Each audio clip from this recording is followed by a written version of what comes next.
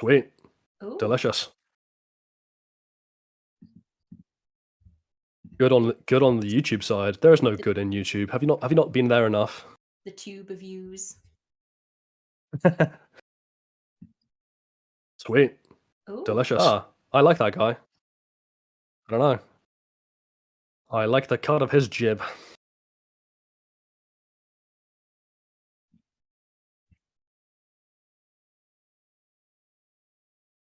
You gotta get the monies. You're like Roderick and Madelin Usher. You just want the money. That's very thematic. Well, seeing as we've now introduced her, hello everyone who's watching on the stream or will come along to watch the stream. That whoops I'm going to ignore because I'm going to assume everything's going swimmingly. We're here today to talk about Sheev. You will stop me if I'm actually talking to thin air, right? We're here today. We're here today to talk about The Fall of the House of Usher, which is the new Mike Flanagan horror TV show that came out on Netflix about a month ago. We've timed it kind of spectacularly well because the show in universe finishes on the 20th of November 2023. So we are the penultimate day just before that.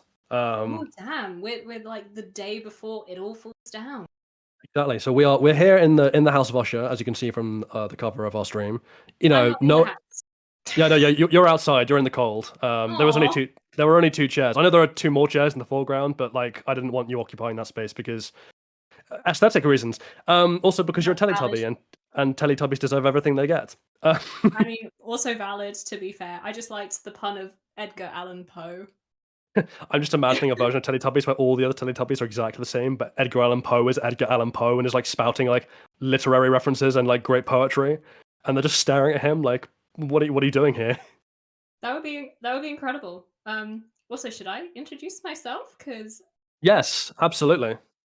hello, Sheev's stream, I guess. My name is Leah. I am a friend of Jolly's IRL, and I've been invited to join these two lovely gentlemen because I am a complete horror nerd, and yeah, it would be fun to talk about horror things. So let's go. Absolutely. I guess where do we start? I guess let's just do what we originally planned, right? And start off with the general thoughts about the show. So, Sheev, in a minute or less, tell me what you thought overall about The Fall of the House of Usher.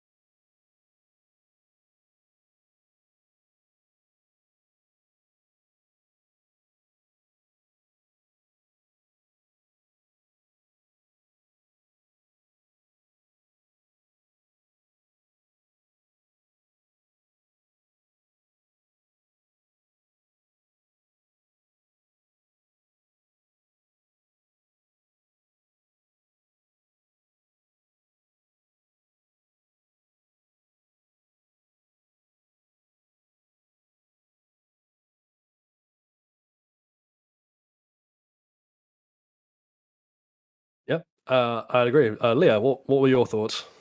I mean, yeah, very, very similar to what you've said. Overall, I really did enjoy it. I am a huge fan of Edgar Allan Poe as it is, and I just thought it was really great to see so many of his stories being adapted in a way that actually worked. Like they all sort of made sense within the same context. I agree. I don't think that the finale was perfect, and I think that that is just a Flanagan issue in general. But overall, I really did enjoy it. I had a really great time watching it.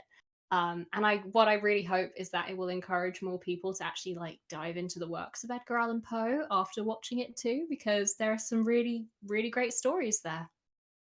Oh, absolutely. I'm going to sound a bit like a broken record now and just repeat essentially what you two said because I think we agree in the generals. I really like the show overall. I think overall it's fantastic. Mike Flanagan is a very gifted writer, and what's kind of unique about his gift is that he is very talented at taking lots of inspiration from different stories, elements from different places, and combining them into like a cohesive whole. A Bly Manor, I think, is obviously like self-evidently the pinnacle of his ability to do that. but Hill House was that as well to an extent, and Midnight Mass again. And then again with the show, he's taken a lot of different Edgar Allan Poe stories and tries to weave them together. And for the most part, he's successful. However, where I think Usher is a bit different from his other shows, which kind of just fall flat in the finale, I think mostly because he just doubles back on his original plan and tries to write a happier ending than was really possible.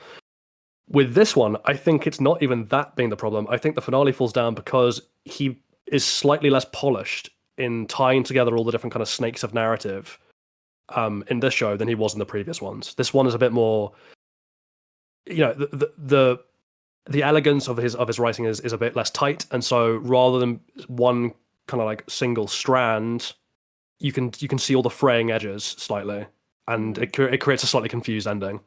Something I do wonder about this show is like obviously a lot of production did sort of take place, and like a lot of the pre-planning for it was obviously heavily impacted by the dreaded pandemic. Am I allowed to say that? I don't know. There was no pandemic. It's a lie. It's all a Oh, conspiracy. sorry, it's my mistake. But I do wonder, to what extent that actually did have an impact on just how everything did come together in the end. And I know that you can't like use that as a blanket excuse, but also I just think that it might have been quite significant in like interrupting the general flow that he was working on potentially. I don't know. I like to try and give people the benefit of the doubt.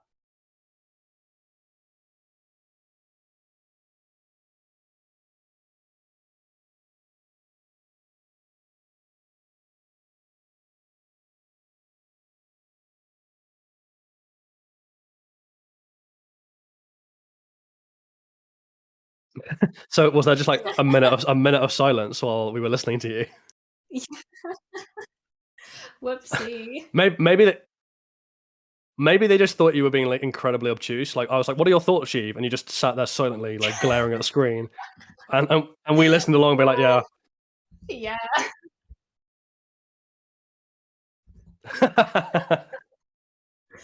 God, that would be a very different show if Verna was playing the role of Dora. I honestly, if Flanagan hired the Dora the Explorer voice actress and just had her do it in exactly the same manner, like, can you see the ghost behind you? I can too. Oh my gosh. Oh dear. But in terms of your comments on the pandemic and how that might have affected the kind of production of it, I'm always a bit reticent to like write off. I know you mentioned this, but like, I'm a bit reticent to write off like any kind of like screw ups in production as being like, oh well, there was a pandemic, because a lot of shows that were in the pandemic came out and were fantastic. I mean, Andor was an example. Lots of shows that came out were excellent. So I wonder if the confusion or the confused state of affairs that we kind of think might have gone on this show are more to do with. Well, I know there was the Frank Langella situation as well, where the original actor for Roderick had to be kicked because Yeah. of some really unpleasant behind the scenes goings on, which is like, yeah, not really worth getting into, but just, yeah, it's a good thing that Flanagan kicked him. I think that shows very good directing from Flanagan, that he was like, I'm not going to tolerate that kind of behavior on a set, get out. But obviously that results in reshoots, and that results in impacting on how things go, although I think Bruce Greenwood was absolutely phenomenal. So I thought he was fantastic, and like having watched the show now, I would struggle to picture anyone else in that role. I think that he really embodied it very, very well. Although I think that the one thing that sort of like lingered from the recast is I don't think the actor that they used to play young Roderick was quite the right fit. Like, I don't know, how can I explain it? The actress they had for young Madeline was like perfect, and I looked at them and I was like, yes, this is the same person. I agree. Willa Fitzgerald is perfect. That's all that needs to be Yeah. said on Willa Fitzgerald. But then for Roderick, I just kept like squinting at my screen. It doesn't quite Yeah, add up here. I think you're right. It does feel like he was cast to be young Frank Langella, and then there was no Frank Langella. And like, that's not a failure of Zach Gifford. Like, he was still phenomenal. It's just that the two don't really seem alike as much as you would perhaps want to create that sense of continuity. I do also wonder if anything, giving the COVID pandemic gave Flanagan almost too much time to do the editing. Well, like, he, because what tends to happen with him is like he finishes the show, rethinks his finale, and then rewrites it and redoes it. And I think that's probably what happened here, because there are bits and pieces in the show where I'm like, that feels like it came from an earlier draft, where things were left out or things have gone missing. Like, it doesn't feel connected to anything else now. So I think that happened, and then he rethought his rethinking and reinserted some of the original elements, and that's why we have this kind of lukewarm finale where like it's kind of there, Okay. but it still doesn't quite fit. So my mic audio still wasn't working. It should be good now. I have no idea what that was about, but Oh, you know, no. Well, let's test. Chat, can you now hear Sheev? they should be able to. It's showing me on Streamlabs that my audio is being picked up.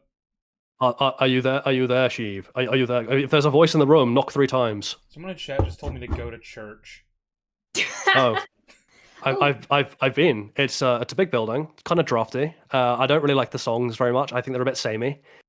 Hey, they can finally hear you, Sheev. Yeah, Woohoo! I don't know why that happened, but anyway, we made it 10 whole minutes into the stream, and Sheev didn't talk once, so And Sheev wasn't present for Sheev's own stream for 10 minutes. that's okay And though. this rando Teletubby has just taken over the airway. Yeah. They didn't hear me. The Teletubbies have been They invaded. didn't hear my racist rant against minorities. So Or- should I or repeat that, Teletubbies. or do I just want to? Do we just? No. Let's We're good. move on. Okay. Also, Oh, side note, in also- terms of like oh sorry, Leah, go on. I was just going to say, I'm just looking at the chat now, and Sunny Crusaders asked us what our favourite Edgar Allan Poe poem is, and I'm like, that's a fun question. I mean, Like, it's gonna be Nevermore. I- I love Nevermore. I really like Lenore. Well, as a normie, the only Edgar Allan Poe poems that I've even read are Nevermore and Telltale Heart. So between those, Nevermore. I mean, isn't the poem called The Raven? The Raven. It is, It's the yeah. same thing. Yeah, to me. yeah. But it's Nevermore. Everyone Well, remembers it as Nevermore. So actually, the thing is that like I instinctively call it that because my English teacher in I want to say 9th grade, when we read that poem, just straight up called it Nevermore. And then one of the students was like, it's actually called The Raven. She was like, okay, and then continued to call it Nevermore for the rest of the like section of the year that we were reading that poem. So she just throws the book and I was like, shut the hell up, Kevin. No one cares what you think. I quite think I'd like say The that, Raven. like, I think in terms of his poems, Lenore is my favorite. But in terms of his short stories, I really like the one I can never actually pronounce the name of it properly. The Cask of Amontillado. Amontillado? The Cask of Yeah, Amontillado. Yeah. I can never say that name for some reason. It's like a bit of a tongue twister for me. That is a good one. I mean, I again, really basic, but Mask of the Red Death is great. You can't go wrong with that. That is a good one. Although Yeah. I actually think his actual Fall of the House of Usher is a really bad story. That's just my opinion. The original Edgar Allan Poe Fall of the House of Usher I think is really boring, but that's oh well. Really? You know what? I will concur with that because I was listening to a reading of it by Christopher Lee after watching the show, and honestly, man, I could not get through all of it, even with Christopher Wow. Lee narrating. Yeah, if Christopher Lee can't save it, then my god. Because I could listen to him narrate the phone book and be happy. Yeah, that's sad. I feel like with that story, so much happens in literally like the last 2 pages. Yeah, it's like Everything else is just bad build up. It's like 30 pages of like fucking around while someone gets progressively sicker, and he's like, "Oh man, the house smells a bit funny," and then the last 2 pages is like it all goes down suddenly. Like, what the hell? Although they did make like spoilers, I guess they did make the deaths of Roderick and Madeline quite accurate for the adaptation as well, which I was kind of They did, yes. I have. pleasantly surprised about. Actually, I kind of thought that because the story itself is kind of meh. I thought they were going to go like a different route with it, and that they were just going to use that story as like the general template for the show and the title of the show, but not actually like adapt it fully. If that makes sense. I actually have an issue with their deaths at the end of the show because, I mean, spoiler alert: the house collapses. It all falls down. No, Jolly, you don't understand. The symbolism is that it was the fall of the House of Usher. Oh wow. I will say to anyone in chat, like, we're not, spoiler warning, we're not going to be discussing this in like an order or doing like a scene by scene breakdown. So we are just going to be jumping around a lot, and that means if you don't want to be spoiled for the show, maybe come back to the stream Should later. we yeah, I was gonna say, should we just quickly say like general opinions? If you haven't seen the show but you watch it. It was good. We enjoyed it. Yeah, it was good. Yeah. It was good overall. But yeah, the ending, the deaths of them actually kind of pissed me off slightly. Oh, not pissed me off, but like I find it mildly irritating just because it's awfully convenient the house came down at that moment, and that kind of feeds back into a larger question as to whether the deaths of the family are, how directly Verna's responsible. Like, is she directly manipulating events, or or are these things just like the consequences of their actions catching up to them now that she's removed their protection? And but the problem is, like, if it's the former, we've got thematic problems, and if it's the latter, then holy convenience is Batman that it all happened at once. Yeah. I mean, this is something I even ended up discussing with like one of my colleagues at work, because they basically saw Verna as the embodiment of karma, and I was like, I don't think that's I what don't know she. what she is. That's the problem. I think that's the thing, though. I think she's kind of meant to be this eldritch being, and you know me, I love eldritch horror and the like, so I eat that shit up. But I don't think that she's as straightforward as, like, she isn't exactly death, or she's, I mean, I know her name is an anagram of Raven, like, spoilers if you didn't twig that, I guess. But she's obviously like, she's something otherworldly, something linked with death. But I don't think she is death itself. But I also don't think she is karma. That doesn't. Well, I guess because I think this conversation of what Verna is and whether it matters follows on naturally from a kind of discussions of the themes. So maybe that's where we start, right? Where, like, what do we think the show was trying to say? Like, what was the message of the show? Because I think I don't think it's that complicated. I think it's quite on the nose in a lot of places. So I'll be intrigued whether we all agree. Because to me it seemed like fairly obvious, but obviously, like, I might be misreading my own crap into that. So I guess, yeah, Leah, why don't you start? What did you think the writer was trying to say with the show? Whew, okay. I feel like there's a lot to unpack, so I'll try not to ramble too much. Sort of like the TLDR, let's call it. The theme I got was that when they were at the bar back in the 70s, right? Madelin and Roderick, and they first meet Verna, and she gives them this opportunity to go about their lives, get guaranteed success, and not face the consequences of, you know, what they did to lead them to that particular bar that night. I thought what it was implying was that she wanted to see if they would do good with the power that they had.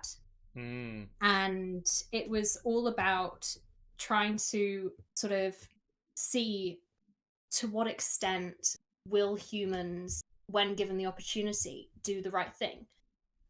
Because even if they'd used the underhanded tactics that they had in the first place to get there, once they were in that position of power, they could have done good things. They could have done so many things to help people, rather than be fueled by their narcissism. And instead, they were fueled by their desire for more and their continuous need to be on the top. And so when it came to the deaths of the family, something that I noticed was that every child in the Usher bloodline was at some point given the opportunity by Verna to prevent their death from playing out the way it did happen. And I kind of got the sense that she was almost trying to give them an out as well. And it was like, if you do the right thing in this situation, you can have a more peaceful death. I feel like I'm rambling a bit. Does that make sense? I agree.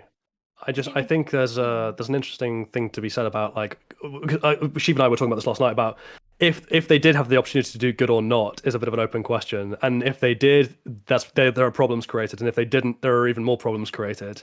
Well, exactly, and that's the thing. Like, and as I think someone's just said in the comments, actually, like, you know, that theory does fall through when you say, like, well, why did she wait 40 years before, you know, if it was all about wanting them to do good, why did she wait a full 40 years for them to continue causing their chaos, and, you know, for Roderick to have such a massive body count on him by the end of it because of... It comes back to, like, her motivations, which are very unclear. Although, one thing you said kind of made me think, maybe, like, what if the show is trying to say that it's almost like an experiment? Like, she doesn't actually care one way or another what the result is or how many people die. She just wants to see, if I give these humans the means to do bad or do good, like, free of consequences either way, like, what will happen, how will it play out, that sort of thing. Yeah, I mean, I definitely got that sense from her that she had a moral compass that would not align with the sort of black and white that we as humans are used to. And I think that she looked at these people who had done this deed to get to a position of power, and she was like, I want to see how much I can do that, because she was curious and she genuinely wanted to know what would happen. I mean, I guess the problem with that also see the future though. So, is she curious about what they'll do, or does she already know what they'll do, or is like maybe the future isn't fixed, maybe it's not deterministic? Well, I think let's because we'll I think shelve this discussion on the time shenanigans for a while. Just like it will come back to it. Just in terms of the themes, my reading of the themes were, I think that the show was basically going, like, you know, if you can sum up the themes in one sentence, it would be the bill comes due, right? Of like, there are consequences to your actions, and there's no such thing as a consequence-free life, and therefore people who live their lives without, as though there are no consequences, people who exploit others, people who take advantage of others, who screw over other people over, you know, you'll get yours is basically the message. It's a very simple kind of morality play in that sense of Mike Flanagan being like, you know, almost like a kind of super trope to eat the rich, of like, it's not about being rich, it's just like those people who are rich and abuse their wealth, people who have power and abuse it, people who exploit others, you might think you're getting away with it, but the bill will always come due. And I think, doesn't Roderick even say that, where he's like, there are always consequences? But then again, I also feel that like some of the deaths certainly did not equate to like the different levels of asshole that the Usher absolutely family not. Yeah, That's the thing where it feels really unbalanced. But did they have to? I suppose the question here is like, because there's nothing that says that the consequences have to balance out what you're doing, right? It's not karmic justice in that sense. It's just like, if you fuck around, you will find out.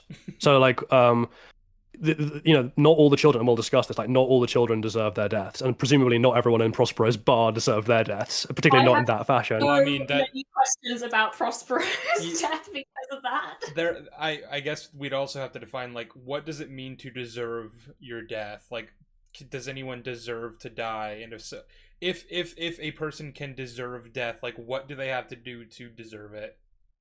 Beef Roderick. Beef Roderick, yeah. Beef Roderick. Before we continue, though, there is Wisdom Minari actually left me a very generous super chat, so I'd like to read it out. For $50. Can you believe it? Wow, that's very generous, Wisdom. It is, yeah. He said, "Haven't watched the show yet, but I see Sheev and Jolly, and I opened my wallet. So cheers. Also, welcome Leah. Don't know if she's been here before. Look forward to watching this after I binge the show. I saw Sheev and Jolly, and I clapped." Oh, thank you. Hello. Yes, Leah's always been here. She's just never spoken. She's always been in the background lurking. You just didn't notice her until now. She actually runs Sheev Talks. I don't. Yeah, she's Verna. We made a deal with her. I've come to collect. The lore is very simple. I made a deal with her like 40 years ago, and now my entire bloodline is being hunted to extinction. It's perfectly normal. Everyone does it. It's okay. Just a regular Sunday, basically. Yeah. Well, I guess because that's the thing, right? With like, do the consequences match up? Like, I don't think that's meant to be the point, right? It's just like, if you make these deals, you are going to unleash a can of worms you have no control over, and so yeah, fuck around and find out. Basically, the deaths of the children are an inevitable result of Roderick's actions, and whether or not they as people deserved it is not really relevant to them being the consequences of his actions. But I think that, of course, she does also, like we talked about this again last night, Jolly. Like, she does take personal enjoyment in punishing in killing the ones that she genuinely hates and wants to see dead. Oh, and she absolutely finds no pleasure in killing Lenore. So like, it's this is where the confusion comes in, because like, now that we've kind of discussed what we think the themes are, again, like, I think Sheev, you agree with me, right, about what the themes are in general. Yeah. So once we have that as like where we think the show is trying to aim for in terms of the narrative and the characters and ever, what is Verna? Because now we have to make this discussion, like, if this is the deal, because the whole show and its themes rests on the deal that Verna makes and what she is and why she's doing this. Because if the show is setting itself up as a kind of morality tale of like, fuck around and find out, and here's why it's bad to be an abusive, exploitative piece of shit, the bill comes due, and Verna's a representation of that phenomenon, then the reasons she's doing this and how much control she has and what she knows and what she is going to significantly affect whether the themes are paid off by the plot.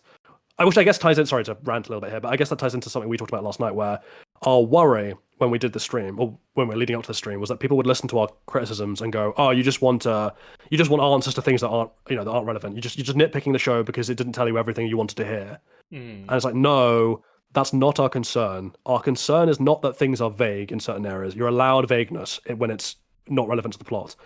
What you can't do is have vagueness in matters where a concrete answer is needed in order to pay off the themes you're trying to pay off. Yeah, like people make this argument in like Star Wars discussions all the time when you're talking about like the Force and what certain abilities like work and which ones don't, like which ones might be contradictory, and that sort of thing. And they'll typically say that like the Force is very vast and mysterious and we don't know that much about it and it's all very vague. And it's like, yeah, the problem is though that like with the information we're given, it just doesn't line up. Like we don't have, you know, A doesn't connect to B necessarily. Or I should say A doesn't connect to C, and you haven't given us B, which might connect A to C. So like we need more. It's not, you know, you can't just hide behind like, well, not everything needs an answer, because sometimes it does in order for things to work thematically and narratively and all that.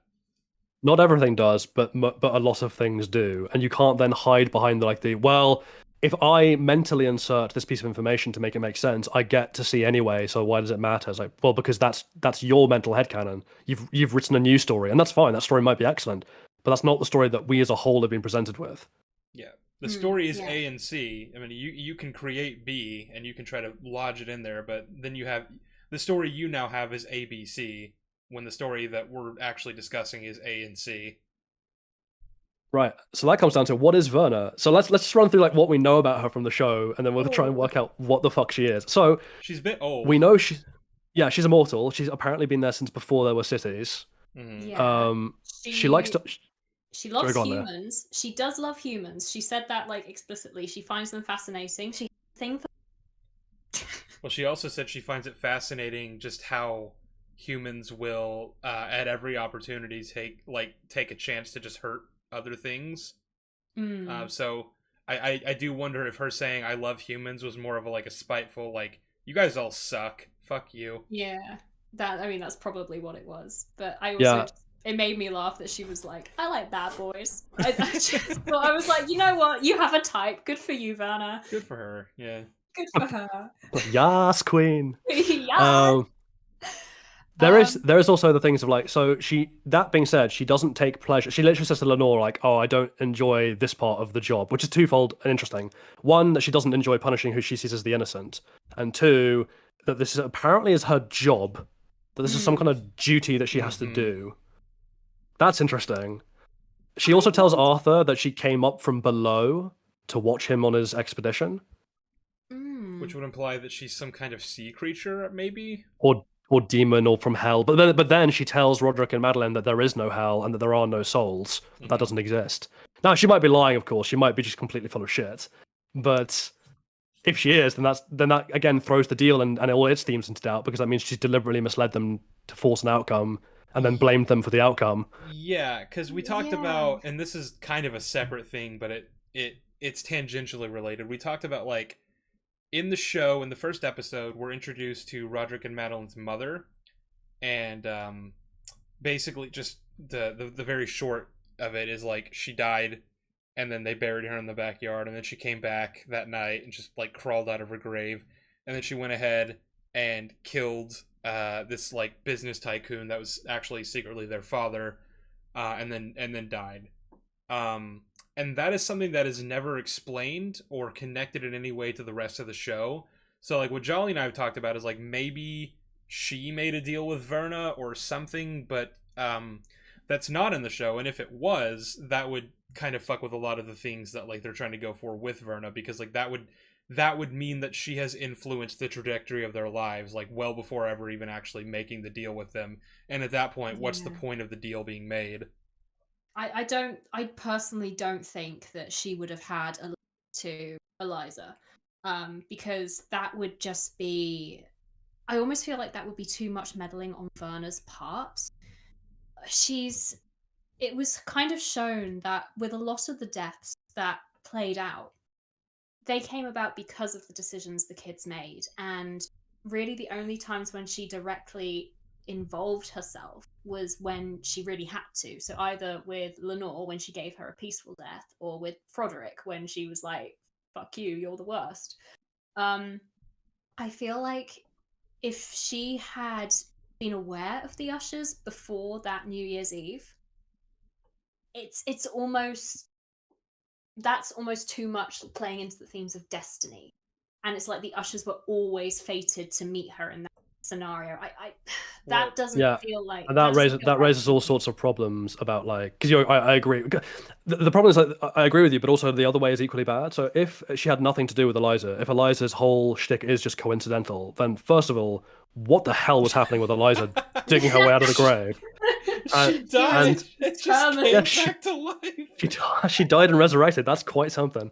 She was too like full of spite to die. I mean, to be fair, they do have the Ouija board from Ouija in their bedroom, which is, by the way, a weird thing for them to have considering how religious the mum is. But Yeah, never she's mind. really just not like. Yeah, and they have the Ouija board from Ouija in their room, so maybe they resurrected her by accident. Didn't Who she knows? say pain was the kiss of Jesus? Or am I thinking of... Yeah, she did say that. Eh.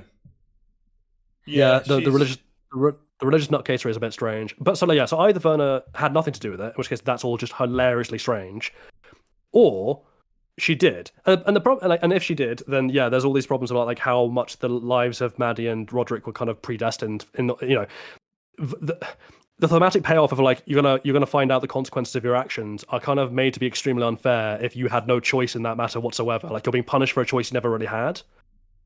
So if she has set up the idea, if she set up their lives in a way where she knew they'd take this deal and knew what they would do with the deal, and then she punishes them regardless, it really undermines the point of the theme seems to be going for. I mean, arguably, Verna's very existence undermines her own theme in that she seems to be a person who is meddling to create severe pain and suffering, and she never has consequences for that. This all leads back to like, what is Verna? Because yeah, it's I weird. genuinely thought she was meant to be like an embodiment of death or something. Then I thought, well, that doesn't feel quite right either, because she's shown like meddling with various different politicians and stuff over the course of history. And would death give a shit about that? I don't think so. Only if death wants to bring about a certain outcome, but at that point, if it's doing these things to bring about an outcome or to shape the course of history in a way that like fits some kind of design, then it's like, so why are you punishing the Ushers for just kind of doing what they were apparently destined to do? Yeah, and also there is an element of predestination because she explicitly says that she can see the future. Now, to be fair, she does imply with Roderick that there was like an alternate timeline that he could have gone on, because she's like, oh, in the other life you would have been a dentist. Yes, and I'm like, she kept saying that Roderick could be a poet. Yeah, Which and I'm like, that's interesting works, though. But well, exactly, because by the time she offers them the deal, I don't see how that would be possible. Like they've already leveraged themselves into being the top of Fortunato at that point. Yeah, like Roderick would have just been the CEO of the company anyway, or he would have been in jail. But at that point, it's like, so he's not a poet. I mean, he could have been a poet in prison, I guess. Maybe. he's the poet. He's the prison's resident poet. There you go. Yeah. Every prison needs a bard. So that's a strangeness. And then yeah, the problem is like there's so many tidbits as well that are dropped that really strongly suggest that Eliza did have some kind of supernatural thing going on. Because one, she literally turns up as a ghost. She's in the house as a ghost, and Roderick even says like, I think I'm supposed to talk about her because she's here. Well, we did also like talk about like, are the ghosts that Roderick is seeing actually real, or is it a result of his hallucinations from the codicil?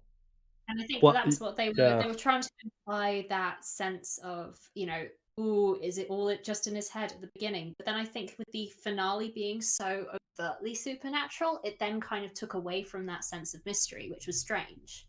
Yeah, because the ghosts seem to linger around even when they're not, like even when we're seeing things from like Dupin's point of view. Yeah. Which is like, well, if Dupin can see them, then they're definitely real. Which, by the way, didn't Verna say there were no souls? I don't remember there being a part where like it was clear that Dupin could see them. No, I'm just saying that they are still on camera at the point where like it seems like we're seeing the things more from Dupin's perspective. Like that's not a definite. We are definitely seeing things from his perspective, but it is strongly suggestive. And also the nature of the house falling down when it did, and the apparent screwery that's going on is like there are very clearly supernatural elements going on. And then to get back to Eliza, there's also little moments like Eliza saying things like ravens are the minions of Satan. Yeah. And the fact that like she dug herself out of a grave and then walked all the way to Longfellow's house and then killed him, and then she died at the same time, which mirrors the Madelin and Roderick death. Symmetry, yeah. Yeah, and like if she's a creature of symmetry, then presumably she's causing that symmetry, right? Now I'm gonna like end up sitting here quite quietly for a moment while I ponder these things. There's also the thing about like whether or not Eliza's uber religiousness, because I remember Eliza's like, I don't want any doctor to touch my body. It has to be pure because of the whole bodily resurrection, old Christian belief thing about you can't meddle with the body. And I was like, well, that's interesting because that's a kind of pursuit of immortality, right? Like, oh, I don't want to be messed with so that I'll come back properly.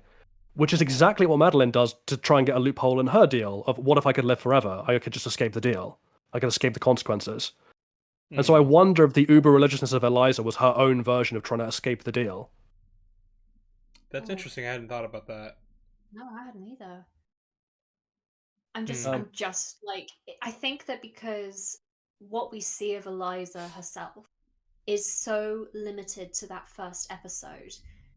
You know, we can sit here and theorize all like, but we're never actually going to get a full idea of anything beyond that surface level view of the character which we were given. And also, again, like the view of the character which we were given was very much biased from Roderick's perspective. You know, there might have been other nuances to her that we just would not have seen because Roderick was the narrator of that point. I agree. But surely the issue we're driving at here is that vagueness is a problem, because that vagueness means that is that like we're having to sit here and come up with all these possible theories to like try and fill in the gaps thematically, because what we have right now either way looks a bit fucked, like whichever way you interpret it. Yeah, because what we have just at face value is, well, when they were teenagers, their mom died and then came back to life, fucking traumatized them, and then that sort of set them down this path of eventually like taking over the company and becoming the people that they ended up becoming. And that was just completely unrelated to, also they made a deal with the devil like a decade later. It's just very coincidental how many supernatural things happen to these people that are unrelated. Full of curses. They're like the Addams family. Yeah, they are. They didn't actually notice this, but Slender Man works in the same building. He's just like in an office desk somewhere being like, hello. This is actually like an alternate universe. Wednesday. Yeah. like Wednesday is just taking place at the same time. Fortunato is actually just a front company for like all the eldritch abominations in the world to like get a steady paycheck when they're not, menacing children. Also, my fucking cat is meowing. Hang on. Oh no, he's looking for a cat hallucination in the walls. It's happening. It's in the walls. They're coming out of the goddamn walls. Also, let's be honest, right? Leo's death was the most unfair. I know that we were talking about like the whole thing about. Oh yeah, Leo does not deserve his death. But Leo did not deserve the hell he was put through. His whole thing was basically an anti-drug PSA. I'd argue two things, right? Actually, there's three deaths. I don't think Perry deserved his death. I don't think his guests definitely didn't. Oh no, they really didn't. Like, what the hell? Well, I don't think they were all rich, and rich people bad. So. But Morello was there, and she's rich, and we're told that she didn't deserve it. To be fair, Verna also like tried to get her to leave, and then she stayed anyway. Which is interesting, because that implies that Verna can influence you, but she can't force you to do stuff. But then Roderick. Yeah. I don't know. Also, your cat is super loud. Yeah, he won't leave me alone. What do you want? I know you have food. I just went and fed you before I started the stream. What do you want? He's just being thematically appropriate in terms of the discussion about Leo. It's like, black cat in the walls. But yeah, there's no actual cat there. It's just that Sheev's hallucinating. You just see me like fucking slamming my Thor hammer into the wall. If it jumps out, grab it. Oh dear. Also, yeah, I'd argue that Tamerlane didn't deserve her death either. Yeah, but she was weird, and I didn't like her, and she probably smelled bad. So. Well, so this is the thing. Like, she's an unlikable person, right? But then a lot of the, in some ways, Leo is as well. Leo seems to be like a fairly decent person for the most part, certainly amongst the siblings. But he is also someone cheating on his boyfriend, and he is also someone who is, incredibly entitled, and he's also someone who, even though he's not directly involved in the business, knows what it does and then chooses to profit from it anyway. So he's not guiltless. However, he really doesn't deserve the death he gets. And I'd actually argue the same thing for Tamerlane, and that like the worst she actually does is like she's in a loveless marriage that's quite mentally abusive, but she's not like a mass murdering serial killer. She doesn't like sell drugs to small children to get them killed in the way. Like Roderick's got bodies raining past the window. Tamerlane's nowhere near. Tamerlane's just trying to start up a really, I really like that which is shot. it's a beautiful shot. But yeah, like Tamerlane's just trying to start up a shitty like self-care business because she feels so like The crime of copying Gwyneth Paltrow caught up with her. yeah. To be Like fair, yeah, basically. I would murder her just for allowing we built this city. Or we built this body. For a second, I thought you were talking about Gwyneth Paltrow. Well, like to be fair, I would just murder her. I was like, well, I'd murder her. I mean, yeah. Also, another point I really need to raise before we get any further into discussion, and Jolly, you know exactly what my thoughts are on this, because when I was first watching the show, I was essentially live tweeting over You were, private messenger to Jolly, like all of my reactions. And I just got to say, all of the spouses deserved better. Like, Bill deserved better. Juno deserved better. Morel deserved better. Why the hell did they get involved with these people? Also the I can't remember her name, but the doctor, the girlfriend, what's her name? Alex? Al. Yeah. Alessandro, I think it was. It was something. Yeah, she deserves a lot better. Yeah, like they all deserve better, and the way that either they were impacted by the deaths or were like murdered was so oh man unfair. Well, this comes down to again of like Verna can't be karmic justice, therefore, because if she's just going after, because she said explicitly, the children are the payment, right? So even if your children are nice people, they're the consequences of your actions. That's the karmic balance, all the bloodline. But that doesn't include the spouses. That doesn't include all the collateral damage from like the party and everywhere. And I'm like, wow, I mean, Verna. The collateral damage is insane at that party. Oh like, yeah. The fact that also she got the members of staff to evacuate, but she left everybody else there to die. I don't think we were given a final death count, but at one point it was like over 5 people. It's like 70 plus. It's quite a lot of people. And also there's a thing of where was I going to go with that? Like, oh yeah, like so if Verna is supposed to be like this kind of thematic embodiment of karmic justice, and there's all this extra fuckery going on around the sides, then that really, I guess the only conclusion we can come to is that their deaths aren't her cause. Like, that they are the result of like their consequences catching up to them now that she's not protecting them anymore. Like, these are all things that would have just happened to them because they fuck around so Freddy's much. death really doesn't fit that, does it? Because like no, and even explicitly, she's like, I had to interfere here because you're such an asshole. Well, I mean, this is... oh man, he but also so much worse. Fuck yeah. Freddy. But also, like, it doesn't just extend to Freddy because she's the one who directs Perry's attention to the water tanks on the roof. Mm-hmm. Well, I mean, she straight up fucks with Tammy to the point where she Yeah. stupidly throws the thing up at the. First of all, who the fuck has a mirror on their ceiling? Very vain people. How vain do you have to be? Like, wow. But second of all, why then would you? Like, clearly breaking the glass has not been working, and you've been cutting yourself. Why would you throw it up at the ceiling? A hysteria, mental breakdown. Yeah. Like, I think another thing that sort of we kind of need to look at when we consider the deaths is that after Perry's death, I think everything kind of got a lot worse for the kids because they were all sort of being fed into this madness that was drawn about by it and the paranoia, and it was that kind of elevated everything to such an extreme level for them. And I wonder if Perry's death to begin with hadn't been as violent as it was, and then everyone had just had more natural deaths and they had all died together. Like, actually, again, in her contract, she said that everyone would die at the same time, and that's not what happened. The kids died first, and it led to more and more paranoia. Was it that? I thought it was only Roderick and Madelin had to die at the same time. No, she said a line. I can't remember the exact word, but she basically said the whole family will go out together, like one final curtain. Yeah, she does say something like that, which is a bit strange. To me, that would imply that it would literally be like the whole family goes to bed one night and all die in their sleep, kind of thing. But that wouldn't be nearly as dramatic. No, exactly. You couldn't make a TV show out of that. Also, wait, hang on. Sorry, I mean, I've just seen something in the chat. I do have legs. Look at the cover. I have legs. Well, I guess no. I have feet. I don't have legs. I just have dangling feet. You're like a me. Yeah, I'm like I'm one of those things from like Hollow Knight, the game, where I just have my leg, my. Well, to be fair, I don't have arms either. Look at me. Just got little hands, little circle You got hands. little like monocle that's bigger than your head. But you have a Yeah. tail, and that's really what's important. Yeah. They are not They're legs. No. Well, I mean, if you want to mock me for being a cripple, I guess that's your prerogative. There's 2 feet there. You're No, there's 2 feet there. Groppy. I mean, to be fair, like Jolly, your avatar is so dark on that background. I mean, he did have. Bro is Mr. Bean. He did have 2 versions of this image that he'd mocked up. Like one had a little gray outline around his avatar, so it was more clear like what is him and what is the chair. But like, I don't know. I went with this one because I thought it was better. Yeah. Groppy, you I can mean, set it up. this is the one that has me peering through the window, which is absolutely peak.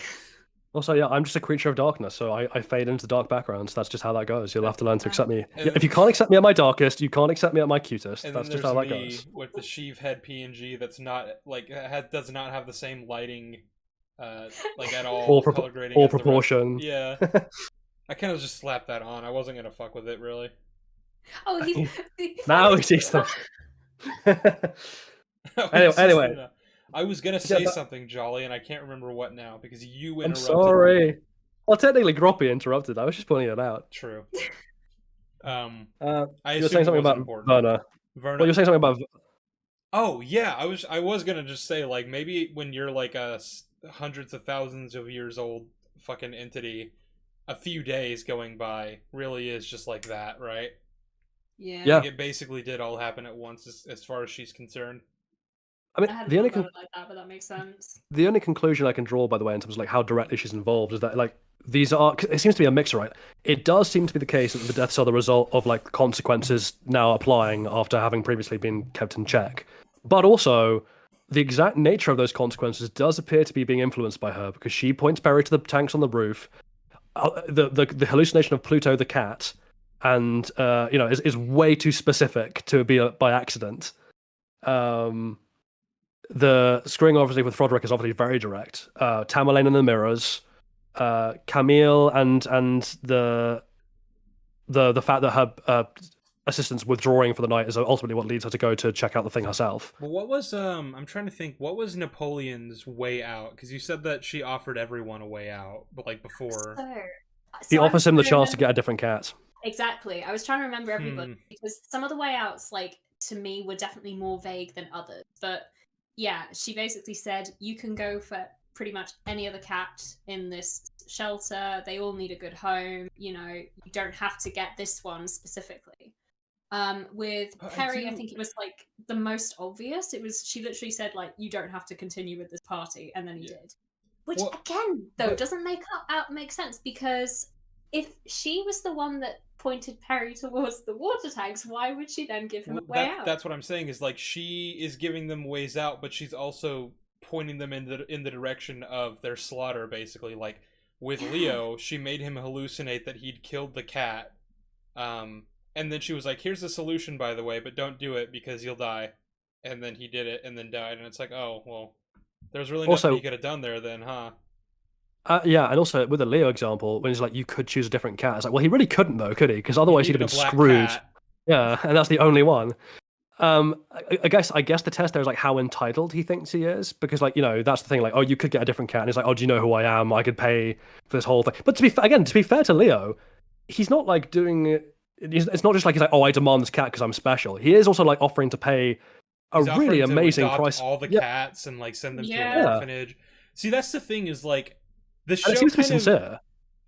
I believe he's sincere. Like I think the show, the trailer especially did a thing where like they made him say a line that was very shallow and made you go, oh, he's just another like elitist snob. It was the thing about like I don't own any funeral black clothes, and like the only people who wear what was the cotton. What was the satin or something satin like that. Or something, yeah. Only people who wear that are poor people, and if you wear that to a funeral, you better have died in it or something like that. But like then in the actual context of the scene, he's saying, I can hear Camille saying that, and like just quoting like what Camille would say, and that is something Camille would say. And like, yeah, so it was a bit of a misdirect there, but like the point I'm making is like the show kind of goes out of its way to characterize him as the one who I think is the most moral of all the siblings. Yeah, I mean, he's definitely the one who's the most beaten up by the fact that, everybody's dying. Well, yeah, He's genuinely in mourning. You got Victorine also like pretending to be really beaten up about it, and like, oh wow, Camille, you fucking bitch, you're not even, you don't even care that your brother's dead. And it's like, the thing is though that like she also doesn't care. She's just better at hiding it. They say that explicitly in the show. Yeah. So like, yeah, Camille hates Victorine because Victorine is basically Camille with Mm-hmm. a nice face obscuring her nastiness. So like Leo's the only one of all the siblings who was like, oh my god, my brother's dead, and like actually mourned him. Yeah, and he was trying to, like, when Perry came to him being like, I need your help to supply drugs to my party, which to be fair is a whack request, but fair. Like, Leo gives him like a little speech, being, because like Perry ultimately like has that like kind of sensitive moment where he's like, the reason I'm doing this is because I feel like I'm even amongst the bastards, I'm like the extra bastard. No one gives me any respect at all, and like what that feels like. And Leo's like, I'll help you out because I do get it, and like you're my brother, and but this is beneath you. You could do so much better than this, like, and you're gonna smash this, but you could be so much better. And I'm like, wow, Leo's actually like kind of decent. He's like a really good guy, and like I feel so fucking bad for him because the rest of the, like, even like you said, like Tammy didn't deserve her fate or whatever, but it's like whatever. I don't give a fuck. I don't care if she dies. Like, and then of course there's the extreme end of that where it's like, fuck you, Freddy. Oh yeah, I hope your death is painful. Yeah, Freddy and Victorine. Freddie and Victorine, I really wanted to see suffer. Also, though, this is another thing that bugs me about Victorine's death, because when we first saw the work she was doing with the artificial heart, I knew straight away that, like, okay, her death is going to be Telltale Heart. Right. And obviously with Camille's naming, I was like, and hers is going to be Death in the Rue Morgue. But it just did not seem to add up for me thematically that Victorine was not the one who got ripped to shreds by apes. I'm sorry. I feel like she should have been the one to get Camille's death. Doesn't Verna even kind of say that? Or she's like, I kind of wasn't expecting you to be here. Or I didn't want you to be here. Or am I just misremembering? I feel like there is some kind of line about that, about how Camille should have been the one, like, Victorine should have been the one with the apes. She said something along the lines of, like, you shouldn't be here. You don't have to be here. But I don't remember but that was her giving Camille her out. I don't know that was like her saying, I wanted Victorine to be the one to get mauled by the chimp. But I think when she's like hiding behind, because obviously it's actually the chimp on the table, right? But like when she's on the table pretending to be the chimp, and Camille is seeing her, I swear she has some kind of comment about that she wanted it to be, that she intended originally for it to be Victorine. I might be misremembering, but anything like that. But I really don't remember that. But regardless, yeah, it is a bit strange thematically that she does that. Again, like when it comes to, I think we have to address like all of the Edgar Allan Poe Easter eggs in it, because if you are someone who has read Poe's work and you know it very extensively, you go into it like already knowing the outcomes. And the fact that, again, I think this was something I flagged to you when we were having our like live tweeting me watching it session, Jolly, was the fact that you meet a character and you're like, oh, she's really nice. Oh, she has to die because her name's like, there's just no way around it. And it's like, okay, this character is clearly going to be Mask of the Red Death, because not only is obviously the episode named that, but he's setting up a party. His name is Prospero, aka Prince Prospero. It's kind of like, well, he's also got the red mask logo for his party. Yeah. So it's pretty on the nose there. Sheev points out, I really liked the touch of when they're preparing the party, the drop from the sprinkler falls on the red face on his phone to foreshadow what's going to happen. I liked that. That was good. It's neat. Oh, that was good. Well, like originally when we watched it, I didn't understand what that was foreshadowing, but I was still like, I like that shot because it's following a little droplet falling from the pipe all the way down to the phone. But then like rewatching it and I had that context, so I was like, oh shit, neat. That's cool. I like that. There's some, I mean, that's the thing about like Flanagan's work. Like he manages to make everything look amazing, and he does put so much care into all the little details, and the fact that there are just so many references that, again, I could argue that in some extent maybe that the sheer volume of those references can be detrimental to the show itself, but overall, you can tell that this is someone who really loves the source material he's working with, and he's trying to adapt it in a way that really is true to the work, even, with it being set in a completely different time period and wrapped up in a much larger story than these individual short stories. Yeah, I agree. But I think what's interesting, 'cause I think I kind of alluded to this at the beginning, right? Of like you look at things like Hill House, you look at things like Bly Manor, and you see if you're paying attention and you know the stories they're based on, you can see the references, right? You can see these clever little Easter eggs that are hidden in that aren't plot relevant, but they are there if you're paying attention. With this show, though, this is why I said like it feels a bit more disparate.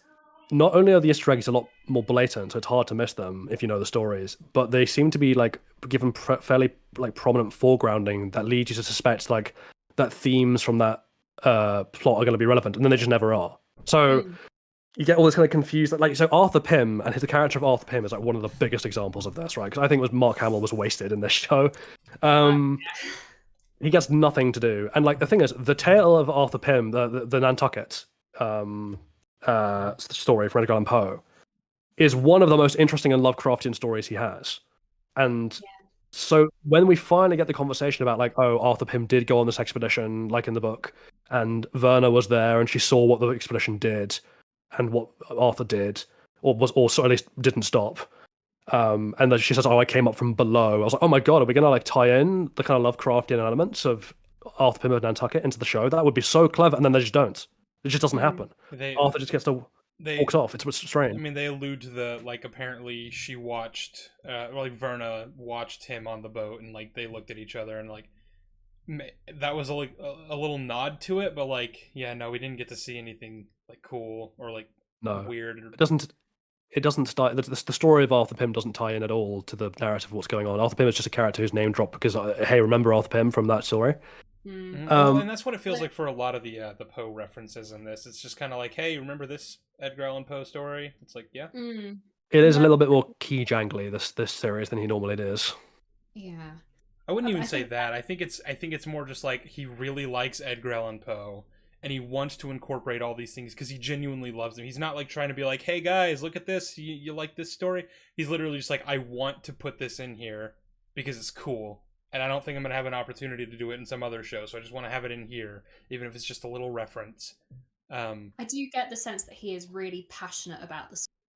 And, like, this is clearly a man who loves horror as a genre overall. Like, all of his work so far, no matter, like, the flaws that there are with certain elements of different series and how some of it may not feel very complete, it is all still a love letter to horror as a genre. And I'm kind of glad that, these works have made it more mainstream for a lot of people on Netflix now, Yeah. There's a lot of, there's certainly a lot of love. You get that with some of the more obscure references. So one of the favorite ones, the one I kind of commented to you guys before we even started the stream, was that I just remembered was there's a throwaway line from Arthur where I think he's on the phone and he says something like, "Oh, I'm having Richard Parker for dinner," and if you know the story of that he's from, that's fucking hilarious because like in the story they kill and eat a man called Richard Parker. Oh my God, I've forgotten about that. which is why the tiger in Life of Pi is called Richard Parker. Okay, cool. I had completely forgotten that. Because obviously the story is about guys who get shipwrecked and have to eat one of their crew members. Yeah. Well, the other thing though, when I hear Richard Parker, I think of Peter Parker's dad from The Amazing Spider-Man, and I hate that. Oh no! Don't bring up that movie. movie. Oh, the other cool little note was so at the end when Verna's putting all the stuff on their gravestones, other than the incredible hilarity of like what she put, like putting a bag of drugs on like Leo's headstone. I'm like, wow, shade. She just really didn't like Leo. Like she had a very for some personal reason grudge against him. She's just racist against Indian heritage people. Yeah. That's what it is. Oh. However, her doing that and putting the glass of whiskey on like Roderick's tomb and stuff like that, that's like a note to a real world thing that happened called the Poe toaster. Do you know about this? Yes, that really rings a bell and it's going to bug me. So I think you've told me the story before, Jolly. Actually. Maybe. If so, it was years ago. But yeah, so basically in the 1930s, so after long after Poe had actually died, but starting in the 1930s, people noticed that every January 19th, which was Edgar Allan Poe's birthday, a mysterious figure in black with a silver-tipped cane would walk to his gravestone early in the morning, open a bottle of Martell cognac, drink a toast to him, and then leave the glass and the bottle and just walk away. And that happened like every year for like 30 years, and no one ever knew who this guy was I or what his deal love that. or what his deal was. Just imagine being that guy. I want to be Just that being- guy. Just doing that to I like the idea that you're just doing that for a meme. You're like, this is definitely going to cause people to like start an urban legend. I'm gonna find like a dead absolutely. celebrity's gravestone and start doing that for like 20 years. Well, it's like that joke of like, when I die, I'm going to hire like 15 Italian-looking guys in black suits just to turn up at the back so everyone thinks I was in the mafia or something. Mine is like I'm gonna hire like a woman to just stand way off in the background with like a black umbrella. Oh, I love that. Oh, I need to think of one now. I'm sad that I don't have one planned. Like, Wow, you haven't planned out your fake scandal Your- that your you want to fake I have know, all I your know. friends and family think about honestly. you when you after you're dead. But like that is horrific. I am truly a terrible, terrible person. All Can't be believe ashamed you. of me. Yeah. No, Yeah. the thing I actually want to do, jokes aside, is I really want to have a music box put into my coffin so that halfway through the service, it just starts playing the Pop Goes the Weasel song. Why? Mm. That's So- so messed up. So halfway through the funeral, everyone just hears coming from the coffin like da da da da da da da da da da da da da da da. That is so messed up. Please Um, don't invite me to your funeral. You rig it in a Don't way wanna that be- like when the song stops, it literally does the Pop Goes the Weasel, and it like hits the top Yeah, of the the inside lid of of the the coffin. coffin. So then there's just this loud bang, and the coffin shakes, and everyone's like, "Ah!" Yeah, it's like I'll have the guy doing my eulogy like say something about like, oh, we have not seen the last of him, he shall return ominously, and then just walk off. God, I remember Um, one of my flatmates saying that what she wants to do when she goes is she wants to have a recording of herself screaming as she's being cremated. I'm pretty sure I saw like a thing of like an Irish guy who did something similar where he's like, help, let me out from inside the coffin. Yeah. Oh, there's a So- great so great good. internet short story. I know we're going slightly off topic here, so I'll try and do this and then get back to the main topic. But there's a really cool little horror story, like 3-paragraph horror story, which I found lurking around on the internet, which was 1800s, like 1850 something. You know, man in West, Wild West frontier town, and obviously like a lot of people who were buried then had like those little bells put in case they were buried alive. They could ring the bell. Oh yeah. And he's walking around the graveyard, and he's tending the graves I because know that's his this job. story. And then one of the bells rings, so he runs over to the grave, and he's like, "Oh my God, are you okay?" And she's like, "Oh please, I've woken up and I'm trapped down here. Please let me out." And he reads the gravestone, and then he looks down, and he's like, "Are you?" I can't remember, like Susan Clarence, and she's like, "Yeah, I'm Susan Clarence." And he's like, "Did you die in 1849?" And she's like, "Yeah, I died in 1849. Let me out." And he's like, "I don't think so, ma'am. That was 13 months ago.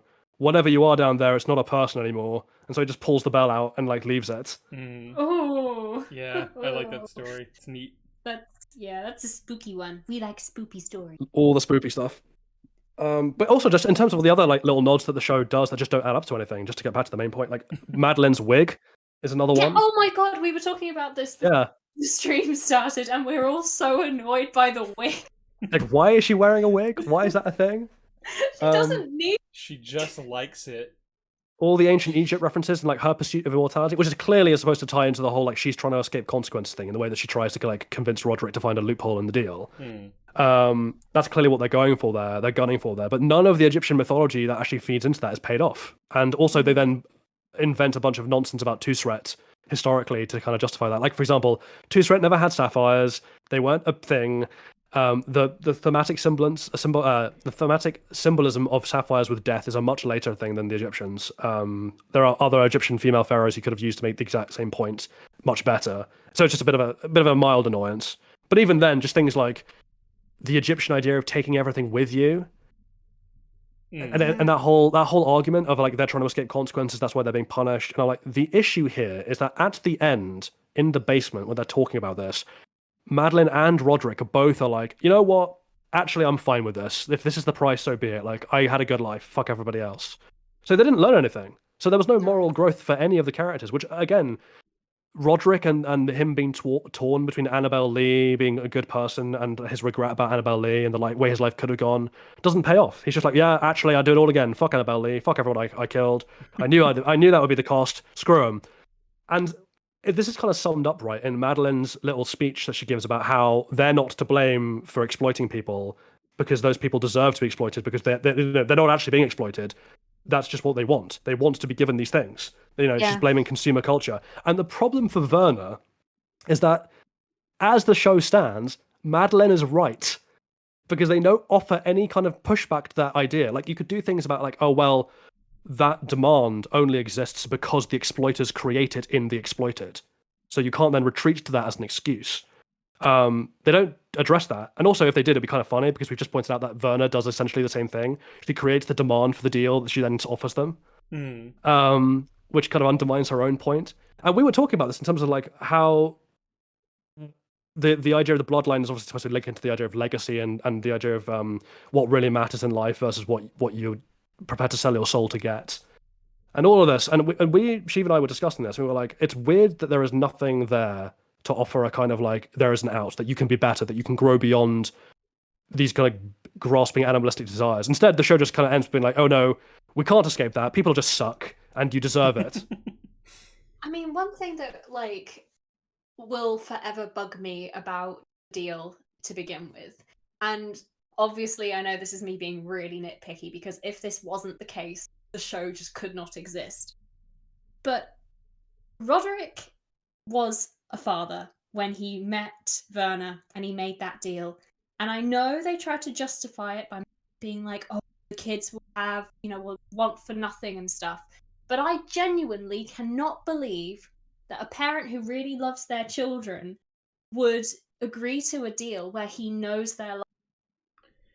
Yeah, like the show kind of tries to play it off like they don't know what was real in that moment, and like they're not even sure it really happened, and like, and they were kind of drunk and maybe a little bit high or whatever, and it's like, yeah, but like in the moment though, it was very real to Roderick at the very least. So, and also, Maddie believed it enough that she got a vasectomy, not vasectomy, what I'm talking about, a hysterectomy, so that she couldn't get pregnant. So she clearly did believe it to a certain extent, but also, because the way the show then tries to justify that is to have Roderick double down, right? Of like, oh, I knew that was the cost, I just didn't care. I really am an evil piece of shit, and I just don't care about my children, really.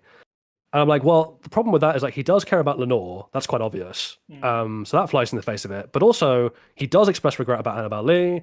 And on top of that, why would he have gotten married in the first place when he was like a bum, if he didn't actually like? Because that doesn't benefit him career-wise at all.